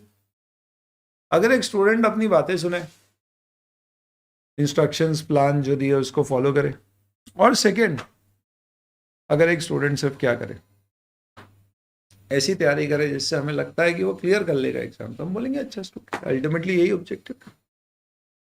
सेम इसी लॉजिक से किसी सीए फर्म के क्वालिटी कंट्रोल सिस्टम्स कब अच्छे माने जाएंगे? जब वो प्रोफेशनल स्टैंडर्ड, रेगुलेटरी और लीगल रिक्वायरमेंट को कंप्लाई करे। ये फ्रेज कई बार आएगा, इस कारण से इसको बार बार PSRLS के नाम से यूज किया गया, professional standard, regulatory and legal requirements. And second, 2, reports issued by the firm और partner are appropriate in the circumstances. यानी हमने जो रिपोर्ट करी है वो अप्रोप्रिएट है। गलत है या नहीं है देखो ये तो समय बताएगा, क्योंकि हम भी रीजनेबल एश्योरेंस देते हैं, हाई लेवल का एश्योरेंस, बट एब्सोल्यूट नहीं देते। तो देखो क्या सही तरीका बताया मैंने आपको याद रखने का। SQC1 के क्या ऑब्जेक्टिव्स हैं, या कोई भी क्वालिटी कंट्रोल सिस्टम के क्या उद्देश्य हैं, कि काम as per professional standard, regulatory, legal requirement हो, क्योंकि यही इंस्ट्रक्शंस है। और दूसरा, वो रिपोर्ट उसकी ऐसी हो कि वो अप्रोप्रिएट हो सर्कमस्टांसेस में। सही है या नहीं वो समय बताएगा, अप्रोप्रिएट होना चाहिए। बस ये ऑब्जेक्टिव है, इसे क्या कहते हैं, ऑब्जेक्टिव ऑफ SQC। तो क्वालिटी कंट्रोल की जो पॉलिसी बनाओगे उसमें ये 6 एलिमेंट्स होना चाहिए। अब एक बात बताओ, ये पॉलिसी बना के आपको क्या करना है? इसको तिजोरी में छुपा देना है क्या, कि किसी को बतानी पड़े हमने इतनी मेहनत से बनाई? अबे नहीं, सबको बताना है, सबको कम्युनिकेट करना है, सबको देना है। देना ही नहीं, उनको बोलना है पढ़ो और फीडबैक दो। कुछ समझ नहीं आया पूछो, कोई डाउट है पूछो, कुछ मिसिंग है बताओ। किसको बोल रहे हैं? हमारे एम्प्लॉइज को। The policy should be documented, communicated and feedback should be taken. आप डॉक्यूमेंट करके लोगों को, पर्सनल एम्प्लॉइज को कम्युनिकेट करो और इनकरेज करो उन्हें कि वो अपने व्यूज उस पर हमें दे। इससे क्या होगा, वो सब लोगों को मालूम पड़ेगा क्या पॉलिसी में दिया। हो सकता है कि राज आया और राज को आपने शुरू में ही क्या किया, सबसे पहले पॉलिसी प्रोसीजर दिया और उसको बोला ये देखो ये एक ट्रेनिंग वीडियो है, ये पूरा सुन लो। उसके ऊपर बेस्ड हमने उससे 30 क्वेश्चन पूछे, उन क्वेश्चंस के जवाब लिए, और फिर हमने बोला कि अब तुम पास हो चुके हो, इसका मतलब तुम्हारा इंडक्शन कंप्लीट हो गया है, अब तुम रेडी हो नेक्स्ट स्टेज पे जाने के लिए, क्या असिस्ट करने के लिए किसी टीम में। अब तुम्हें किस टीम में डाला जाएगा, किसके अंदर डाला जाएगा, तो पहले हम तुम्हें किसके अंडर डालेंगे, कोई CA के अंडर डालेंगे, आर्टिकल के साथ मात्र नहीं भेजेंगे। ऐसी टीम जिसको CA डायरेक्टली सुपरवाइज कर रहा है, ताकि अभी तुम नए नए हो तो तुमको समझ। कुछ चीज़ें हम तुमको साफ तौर पे बता दें कि देखो कभी भी कोई मुद्दा है तो तुम कम्युनिकेट किससे करोगे, कैसे करोगे, कभी भी पब्लिकली इन्फॉर्मेशन शेयर नहीं करोगे, कॉन्फिडेंशियलिटी रखो। ये सब उसको समझा दिया गया है किसमें, शुरुआत में। तो ऐसी गलती होने की चांसेस कम। तो अब हमें SQC1 में 6 मुद्दे पढ़ना है क्या, जो आपका सिस्टम ऑफ क्वालिटी कंट्रोल बनाते हैं, which is nothing but policies and procedures relating to 6 matters. सबसे पहला मुद्दा है लीडरशिप। आपको एक मुखिया अपॉइंट करना है जिसको ये पूरे SQC1 की जिम्मेदारी देनी है। तो हमें पॉलिसी और प्रोसीजर डिजाइन करने, हमें प्रमोट करना है एक इंटरनल कल्चर जिसमें हमें बताना है कि भैया हर काम जो आप करते हो उसमें क्वालिटी एसेंशियल है।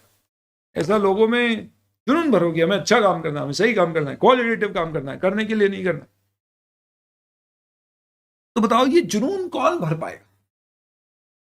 कोई नया आर्टिकल आया, हमने उसको बोला, बोले सुन जुनून भर सब में कि क्वालिटेटिवली काम करे, तो वो समझ रहे हो वो हमारे 70 साल के पार्टनर हैं, ऐसे ऑफिस आते हैं, बैठते हैं और आर्टिकल आया, बोले सर पकअप, अब हमें क्वालिटी के साथ काम करना है, नए स्टैंडर्ड्स फॉलो करना है।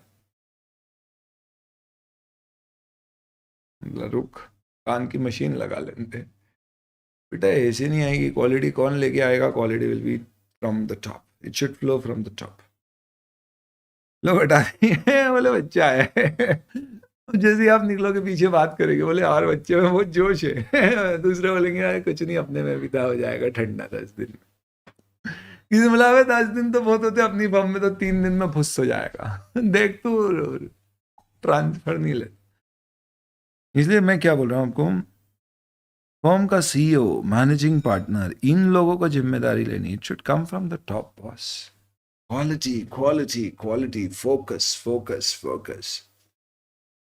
एंड देन जो लोग ऑपरेशनल रिस्पॉन्सिबिलिटी लेके बैठे हैं क्वालिटी कंट्रोल की, जिनको ये काम ऑब्वियसली सीईओ मैनेजिंग पार्टनर ने दिया है, उनके पास ऐसा एक्सपीरियंस, एबिलिटी और नेसेसरी अथॉरिटी होना चाहिए टू अज्यूम दैट रिस्पॉन्सिबिलिटी। तो लीडरशिप की रिस्पॉन्सिबिलिटी क्यों आर्टिकल को नहीं देनी है, इससे तुमको ये दोनों पॉइंट समझ में आ जाएंगे। Why not two article? पहला, should be a senior person, ताकि लोग उसकी सुने। And second, he lacks experience, even ability, most important authority. यानी ऐसे आदमी को दो जिसमें एक्सपीरियंस, एबिलिटी, अथॉरिटी है, और जितना सीनियर व्यक्ति उतना अच्छा। ऐसे ही याद रखने के लिए मैंने आपको बस एक स्टाइल दे दिया, तरीका दे दिया। जब भी कोई चीज़ को क्वेश्चन से समझाऊंगा मैं, तो क्वेश्चन को ग्रीन कलर में ही लिखूंगा ताकि आपको ध्यान रहे। व्हाई नॉट आर्टिकल ट्रेनिंग, यानी कोई भी हम जूनियर आदमी को क्यों लीडरशिप नहीं दे सकते। नेक्स्ट, सबसे पहले आपकी पॉलिसी प्रोसीजर में क्या होना चाहिए? Ethical requirements. क्या होती है एथिकल रिक्वायरमेंट? भाई इंटीग्रिटी, ऑब्जेक्टिविटी और क्या। So our policies and procedures will provide reasonable assurance की फर्म और उसके लोग कंप्लाई करेंगे एथिकल रिक्वायरमेंट जो हमने कोड ऑफ एथिक्स की आईसीआई की पढ़ी है, जिसमें fundamental principles, integrity, objectivity, professional competence and due care, confidentiality और प्रोफेशनल बिहेवियर प्लस इंडिपेंडेंस आती। इंडिपेंडेंस का मतलब क्या है?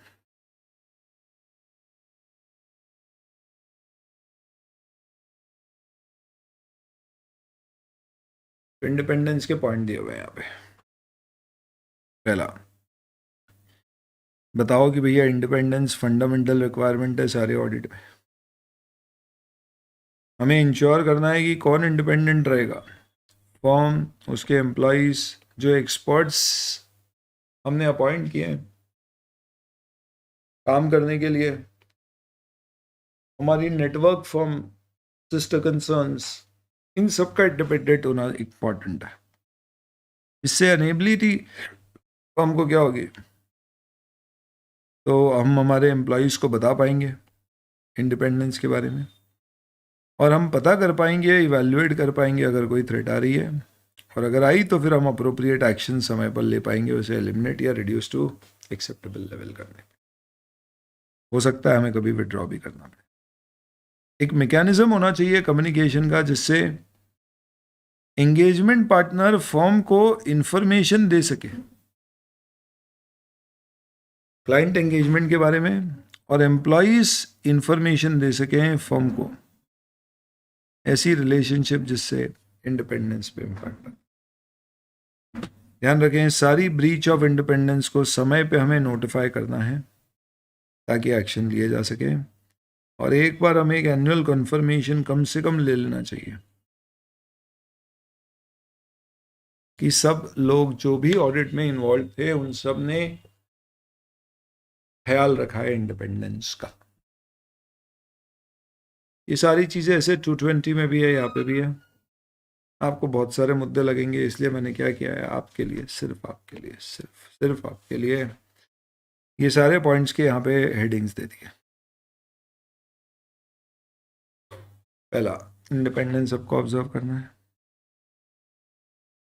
Form, personal, expert appointed by the form और नेटवर्क फॉर्म, इन सबको फॉलो करना है।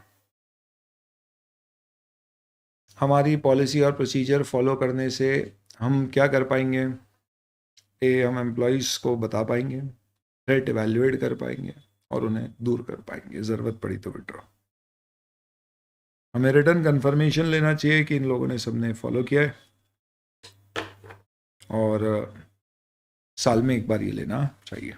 इसके अलावा एक पॉइंट और है कि यहाँ पे आया नहीं है, आ जाना चाहिए था। engagement partner and team are responsible to communicate.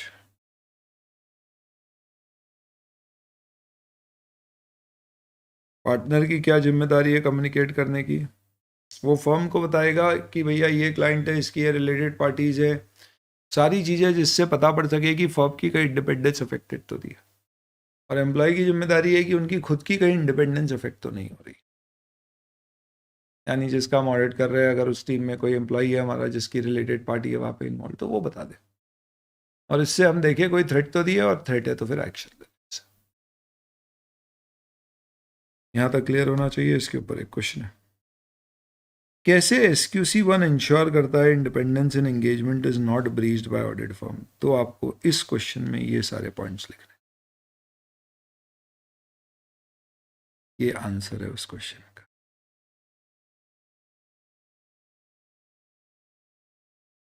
वो इंश्योर करता है कि वो इंडिपेंडेंस फंडामेंटल रिक्वायरमेंट है, सबको समझाए।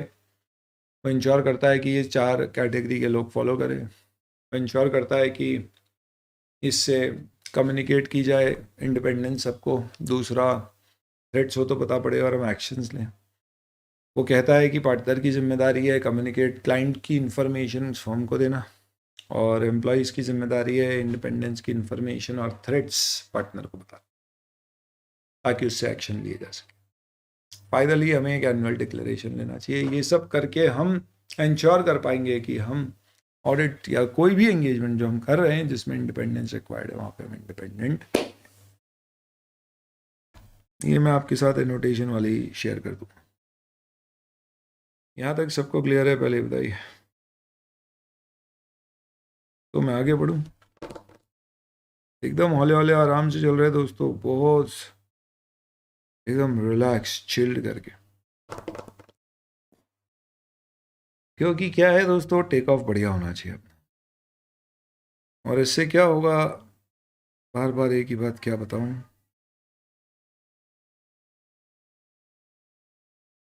दिमाग पे आएगा तो जुबा पे आएगा, जुबा पे आने आएगा तभी हाथों में आएगा। दिमाग में ही अंदर नहीं जा रहा है, दिल में ही नहीं आ रहा है, तो चलिए कहाँ से आप उसको अपने हाथों से किसी और को बताएं।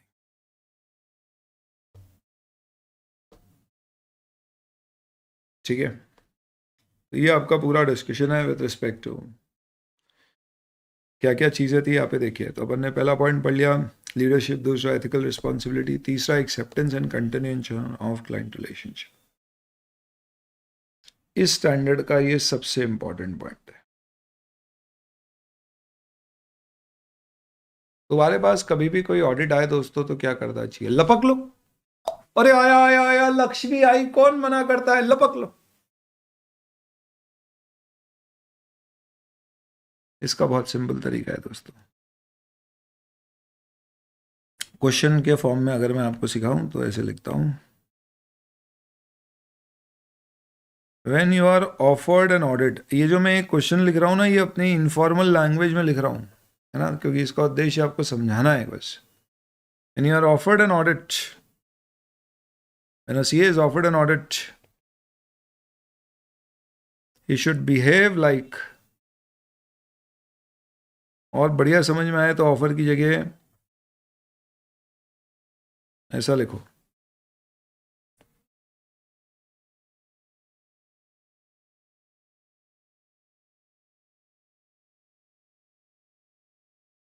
When CA receives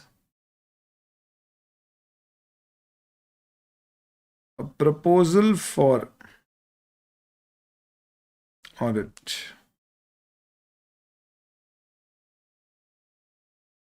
behave, behave की जगह मैं बोलता हूं respond,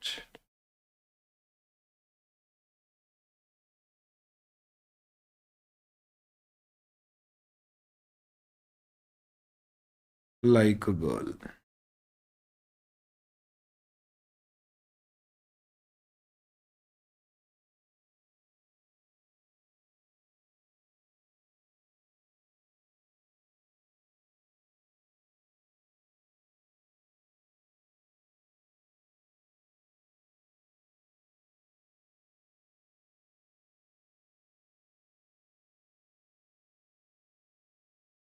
Behave like a girl.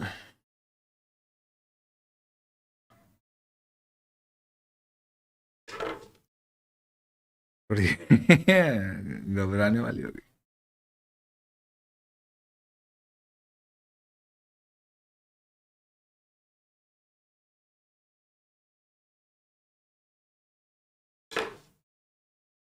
Behave like a girl.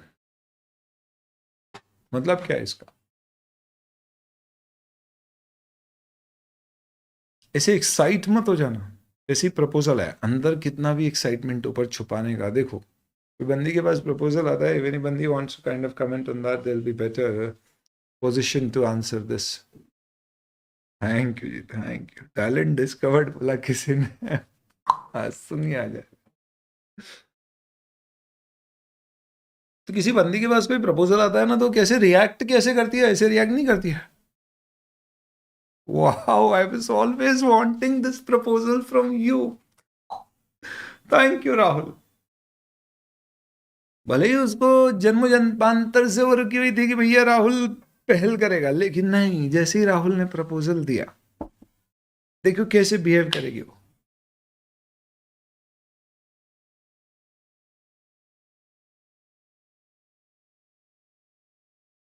मुझे कुछ टाइम चाहिए.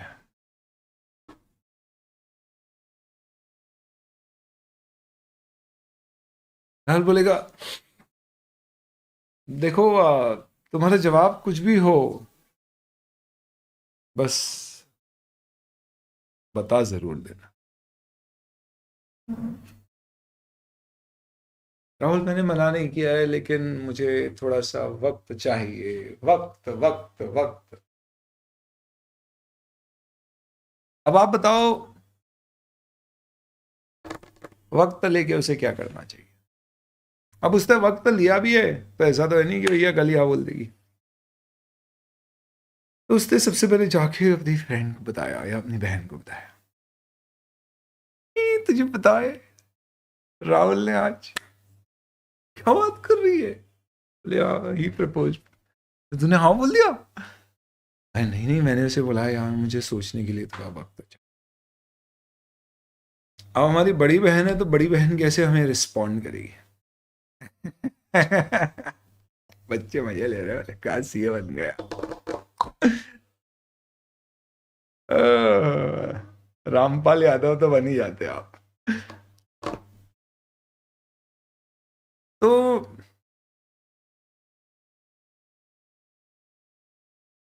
बड़ी बहन कैसी समझाई थी कि बड़ी बहन बोलेगी बहुत अच्छा किया, well done, but tell me, do you really like him? बोला अरे ये कौन सा एक ही रखना है, और लाइकिंग की क्या बात है, चिल, आई एम कूल दीदी. आपके भी तो इतने सारे हैं, आई मीन आप ऐसे हमसे क्यों पूछ रहे हो? बोले नहीं नहीं यार, हाँ आई अग्री, मतलब I mean, but within that also you know, ऐसा नहीं है, that does not means I say yes to everybody. I mean I have my own preferences and choices to make. हाँ दीदी, वो बात तो सही है, सबको तो नहीं बोलते, अपन भी एक लेवल तक ही मैनेज कर पाते हैं. आपको भी पता है, थोड़ा टाइम तो अपने को देना ही पड़ता है सबका. आई मीन कितनी बार उसको बोलो नहीं आज मैं पढ़ाई कर रही हूँ, आज घर पे कोई काम आ गया. एक आध बार तो आई मीन, 5 बार बोलेगा तो एक बार तो जाना ही पड़ता है. मतलब टाइम तो होना ही चाहिए. इनला प्रिसाइसली तू देख ले, you know you are already managing 3. That's okay दीदी, आई मीन 5-10 तक तो कोई इशू ही नहीं है. यानी सबसे पहले आपने क्या चेक करना है दोस्तों? Availability of time and resources. तो सबसे पहले क्या चेक करेगी बंदी? स्वीटी चेक कर रही है उसके पास टाइम है या नहीं है, रिसोर्सेस है. Number 1.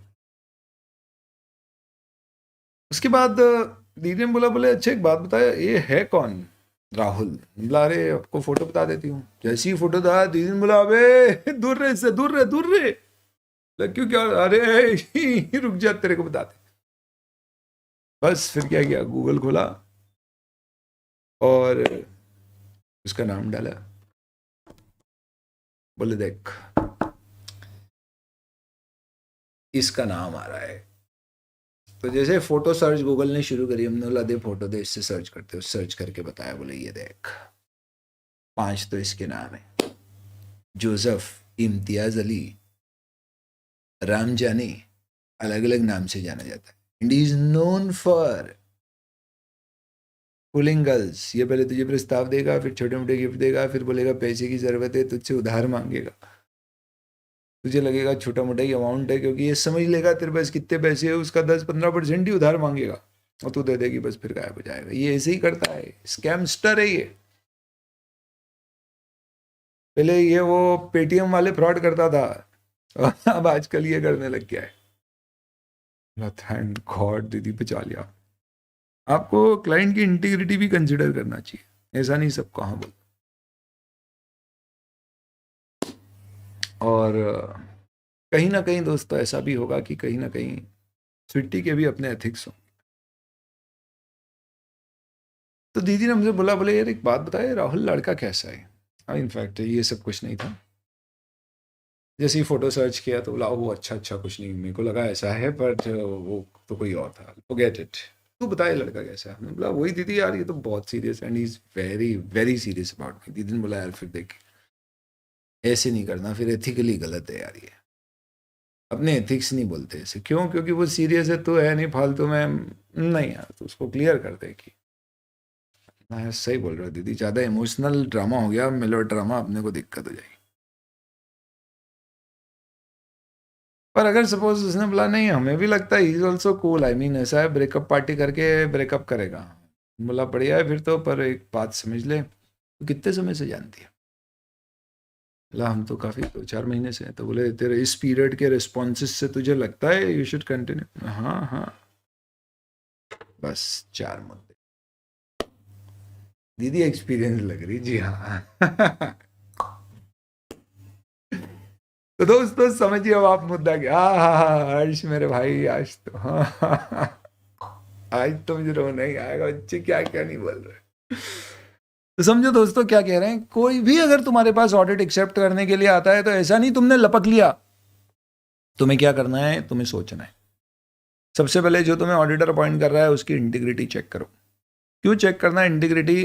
A person is known by the company he keeps, CA auditor is known by the clients he audits. Thank you sir. ऐसे आप फालतू में बोल रहे हो, नहीं सही है दोस्तों, फैक्ट है। मालूम है आपको एक सत्यम का केस जो पीडब्ल्यूसी ने गड़बड़ करी, जिसमें गिल्टी भी प्रूव हुए उनके ऑडिटर्स, उसके कारण मालूम है Satyam world wide it is, in fact पीडब्ल्यूसी world wide it is the largest accounting firm, but India में उनकी ऑडिट प्रैक्टिस की बैंड बज गई। That was a 2008 fraud. 16 साल हो गए उस बात को जब वो फ्रॉड शुरू हुआ था। अब देखिए, despite that even today they have not been able to foot strong or set up their foothold in the audit market in India. They have comparatively very less clients. तो आपका अगर एक क्लाइंट गलत निकल गया ना दोस्तों, तो आपकी इमेज के ऊपर, आपके बिजनेस पे बहुत इम्पैक्ट पड़ेगा। इनफैक्ट बिग फोर ऐसा होता है, बहुत सारे क्लाइंट को मना कर देते हैं कि sorry will not be able to accept, क्योंकि हमारे कुछ पैरामीटर्स हैं जिनमें आप खरा नहीं उतरते। तो you need to check the integrity. Second, आप भी अपनी टाइम, कैपेबिलिटी और रिसोर्सेज देखिए। आप सोचो कि आपको लेट्स कोई ऑडिट अवॉर्ड किया गया और आपके पास लोग ही नहीं है, आपने बुलाया चलो आ रहा है ले लो, फिर समझेंगे ये गलत तरीका है। You should have time, resources and capability also. Capability का मतलब क्या होता है? सपोज आपको कोई ऑडिट ऑफर किया गया है जो बहुत ही एक स्पेशलाइज्ड इंडस्ट्री का है, जिसका आपको कोई ज्ञान नॉलेज नहीं है। Let's say there is a company which is in a special economic zone, उसका ऑडिट आपको दिया गया, आपको कुछ समझ नहीं है और आपको लगता भी नहीं आपकी टीम में कोई व्यक्ति है जो समझ जाएगा या आप कहीं से वो समझ ऑब्टेन कर पाओगे। बेहतर है आप मत करो। एक सीए फर्म है, 70 साल का सीए, सबसे यंगेस्ट स्टाफ ही उनका 60 साल का है। उनको ऑडिट मिला एक नई कंपनी का जो फिनटेक सेक्टर में है या टेक्नोलॉजी बेस्ड सर्विसेज प्रोवाइड करती है। क्या उसका ऑडिट करेंगे ना समझेंगे? बेहतर है मत करो। We should have capability, time, resources and obviously बात है आपको एथिकल रिक्वायरमेंट इंक्लूडिंग इंडिपेंडेंस तो चेक करना है कि आपकी फर्म, नेटवर्क, फर्म, पार्टनर कहीं भी किसी की भी कोई इंडिपेंडेंस थ्रेटेंड तो नहीं। प्लस अगर आपने उसका पहले कोई काम किया है, कोई एंगेजमेंट उसके साथ पहले करी है, ऑडिट नॉन ऑडिट, तो उससे एक्सपीरियंस भी यूज़ करो डिसाइड करने में कि काम लेना है। इस पूरे डिस्कशन में अगर कोई इशू आइडेंटिफाई हुए हैं फिर भी आप लगता है कि आप एक्सेप्ट या कंटिन्यू कर सकते हो, तो आप डॉक्यूमेंट कर लेना क्या तरह से आपने डिसीजन लिया। तो हो सकता है कि आपको लगे कि यार मेरे पास है ना टाइम है, रिसोर्सेज हैं, कैपेबिलिटी में बस एक इशू है कि मुझे पूरा नॉलेज नहीं है उसकी इंडस्ट्री का। पर मैंने बोला that's okay, I can obtain that knowledge because I know a few other chartered accountants who are doing similar audits, they will help me to consult. Plus मैं एक्सपर्ट की भी मदद ले सकता हूँ, और वो नॉलेज ऐसा नहीं होगा कि बहुत मुश्किल है ऑब्टेन करना। तो आप डॉक्यूमेंट कर लो, इस बेसिस पे हमने ये डिसीजन लिया। इसमें पास्ट एक्सपीरियंस का भी पॉइंट है जो एसक्यूसी में नहीं दिया गया है, बट ऐसे 220 में रिपीट किया गया है, वहां पे देखिए। क्लाइंट की इंटीग्रिटी के बारे में आप कैसे पता करेंगे? तो क्लाइंट की इंटीग्रिटी का मतलब क्या हो गया, क्या क्या चीज़ें, इसमें ग्रीन कुछ भी यूज़ नहीं करना है, ग्रीन में सिर्फ क्वेश्चंस आते हैं। I will not use green, dark green color anywhere to highlight because this is dedicated for questions.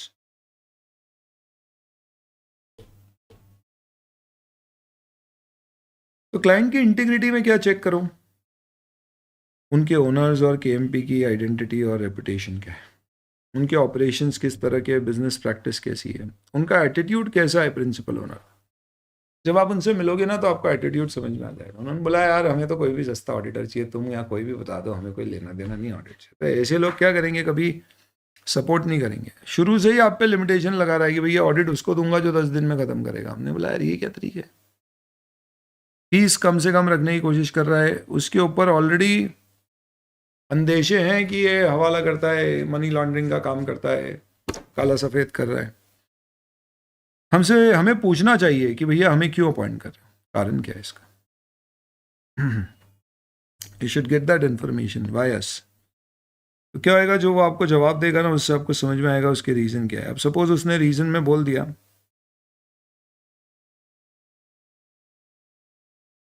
कि हम आपको इसलिए अपॉइंट कर रहे हैं क्योंकि हमारा पिछला ऑडिटर छोड़ के भाग गया।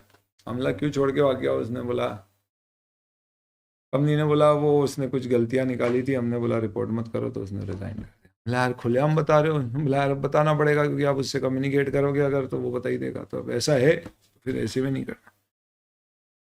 कहाँ से पता पड़ेगा आपको, तो ये सोर्स है। ये क्या है, इंटीग्रिटी ऑफ क्लाइंट में व्हाट टू चेक, और अगला सवाल व्हाट टू चेक के बाद वेयर टू लुक, सोर्स बताओ उसके बारे में आपको कहाँ पता पड़ेगा। मीडिया में पता पड़ सकता है, प्रीवियस ऑडिटर से आप बात कर सकते हो। इनफैक्ट आईसीआई रिक्वायर करता है कि जब भी आप ऑडिट कर रहे हो तो आपको पिछले ऑडिटर से ऑडिट लेने से पहले बात करना होती है, एक्सेप्ट करने से पहले कि भाई हम ले रहे हैं, आपको कोई तथ्य नहीं।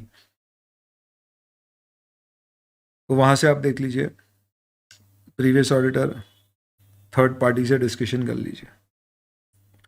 और कहाँ से ले सकते हो आप, मीडिया कमेंट्स देख सकते हो, हमें दिए हुए पॉइंट पर आप ऐड कर सकते हैं। और आप कहाँ से देख सकते हैं, मे बी उसके इंफॉर्मेशन अवेलेबल विथ, ये लिखा हुआ है थर्ड पार्टी के साथ डिस्कशन, जैसे कि हम जानते हैं किसी को जो उसके बारे में जानता है वहाँ से। अब उसकी एनुअल रिपोर्ट पढ़ लीजिए पास्ट की, उससे आपको काफ़ी समझ में आ जाएगा कि एनुअल रिपोर्ट यानी कि फाइनेंशियल स्टेटमेंट ऑडिट रिपोर्ट का बंच जो पब्लिश होता है अगर लिस्टेड कंपनी है तो, कि भाई उसके लास्ट ईयर के ऑडिटर ने रिपोर्ट क्लीन दी थी, मॉडिफाइड दी थी, रिपोर्ट में कमेंट्स आए थे, ऐसे इस तरह की चीज़ें इससे समझ में आ जाए।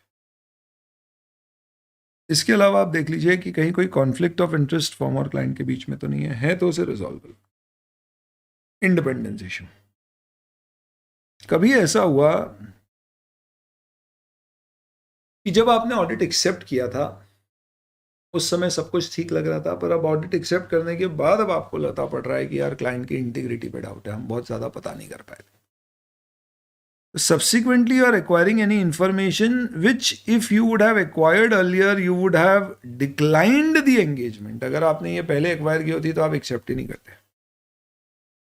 तो हमें वो पॉलिसी और प्रोसीजर हमारी डिस्कस करना पड़ेगी regarding continuance of engagement and client relationship, जिसमें हम किसकी बात करेंगे, वही विड्रॉल के जो मैंने आपको रूल्स लिखवाए हैं वो वाले। हम देखेंगे क्या कोई प्रोफेशनल लीगल रिस्पॉन्सिबिलिटी अप्लाई करती है कि हमें किसी को बताने की ज़रूरत है, जैसे कि जिसने हमें अपॉइंट किया या रेगुलेटरी बॉडी को, और अकॉर्डिंगली डिसाइड करेंगे कि विड्रॉ करना है या नहीं। तो अगर आपको बाद में भी कभी कोई प्रॉब्लम हुई, ऐसा हुआ, तो फिर आप ये सब चीज़ें कर सकते हैं। इसके बाद कहता है स्टैंडर्ड की एक अच्छी एचआर पॉलिसी बनाओ जिसमें सारे मुद्दे लिखो आप। तो you should have proper policies and procedures which are design to provide a reasonable assurance कि आपके पास पर्याप्त एम्प्लॉयज हों जो केपेबल हो, कॉम्पिटेंट हो, कमिटेड हो, एथिकली काम कर सके आपकी एंगेजमेंट को as per professional standard regulatory requirement, और ऐसी रिपोर्ट दे सके जो अप्रोप्रिएट टू सर्कमस्टांस। मतलब क्या हुआ, वापस से वही बात बोलती कि हमें अल्टीमेटली ऐसी टीम चाहिए जो हमारे ऑब्जेक्टिव अचीव करा सके। क्या ऑब्जेक्टिव थे हमारे, तो मैंने आपको बताया था, एक स्टूडेंट से आप क्या एक्सपेक्ट करोगे, वो हमारी बातें सुने और ऐसी तैयारी करे कि एग्जाम क्लियर कर सके। ऐसी टीम भी कैसी चाहिए जो professional standard regulatory legal requirement fulfil करे और ऐसी रिपोर्ट देने में हमारी हेल्प करे जिसे अप्रोप्रिएट टू सर्कमस्टांस माना जाए। तो पॉलिसी में नॉर्मली क्या क्या चीज़ें आती है एचआर से रिलेटेड, रिक्रूट किसे करना है, उनको कितनी तनख्वाह देना है, ट्रेनिंग कैसे देनी है, उनको कैसे डेवलपमेंट, उनका परफॉर्मेंस कैसे इवेल्युएट करना है। अगर आप ऐसा करोगे तो जैसा राज ने आपके साथ किया था, आशुतोष और राज ने, वैसा आपकी फॉर्म में नहीं होगा। ये आपकी ह्यूमन रिसोर्स से related policy. And then we have direction, supervision and review, that is something which we will take it up tomorrow. आगे का डिस्कशन ओपन कर लेंगे, अभी बाकी है इसमें कंटेंट। और ये एक बार आ गया समझ में तो 220 काफ़ी कुछ इसी से रिलेटेड है, तो we should be able to quickly do it. ये शेयर भी कर दूंगा मैं आपके साथ। Cool, that's about it। इसी के साथ दोस्तों हमारा किस का डिस्कशन पूरा होता है, 210 कंप्लीट, और SQC1 हमारा एक पार्ट हुआ है। ठीक है, कृपा करके इसको अच्छे से रिवाइज करें। कल हमारा ये वाला पूरा चैप्टर कंप्लीट हो जाएगा। कौन सा? Chapter number 11। So we are done with 1, we will be done with chapter number 11 tomorrow. Thank you.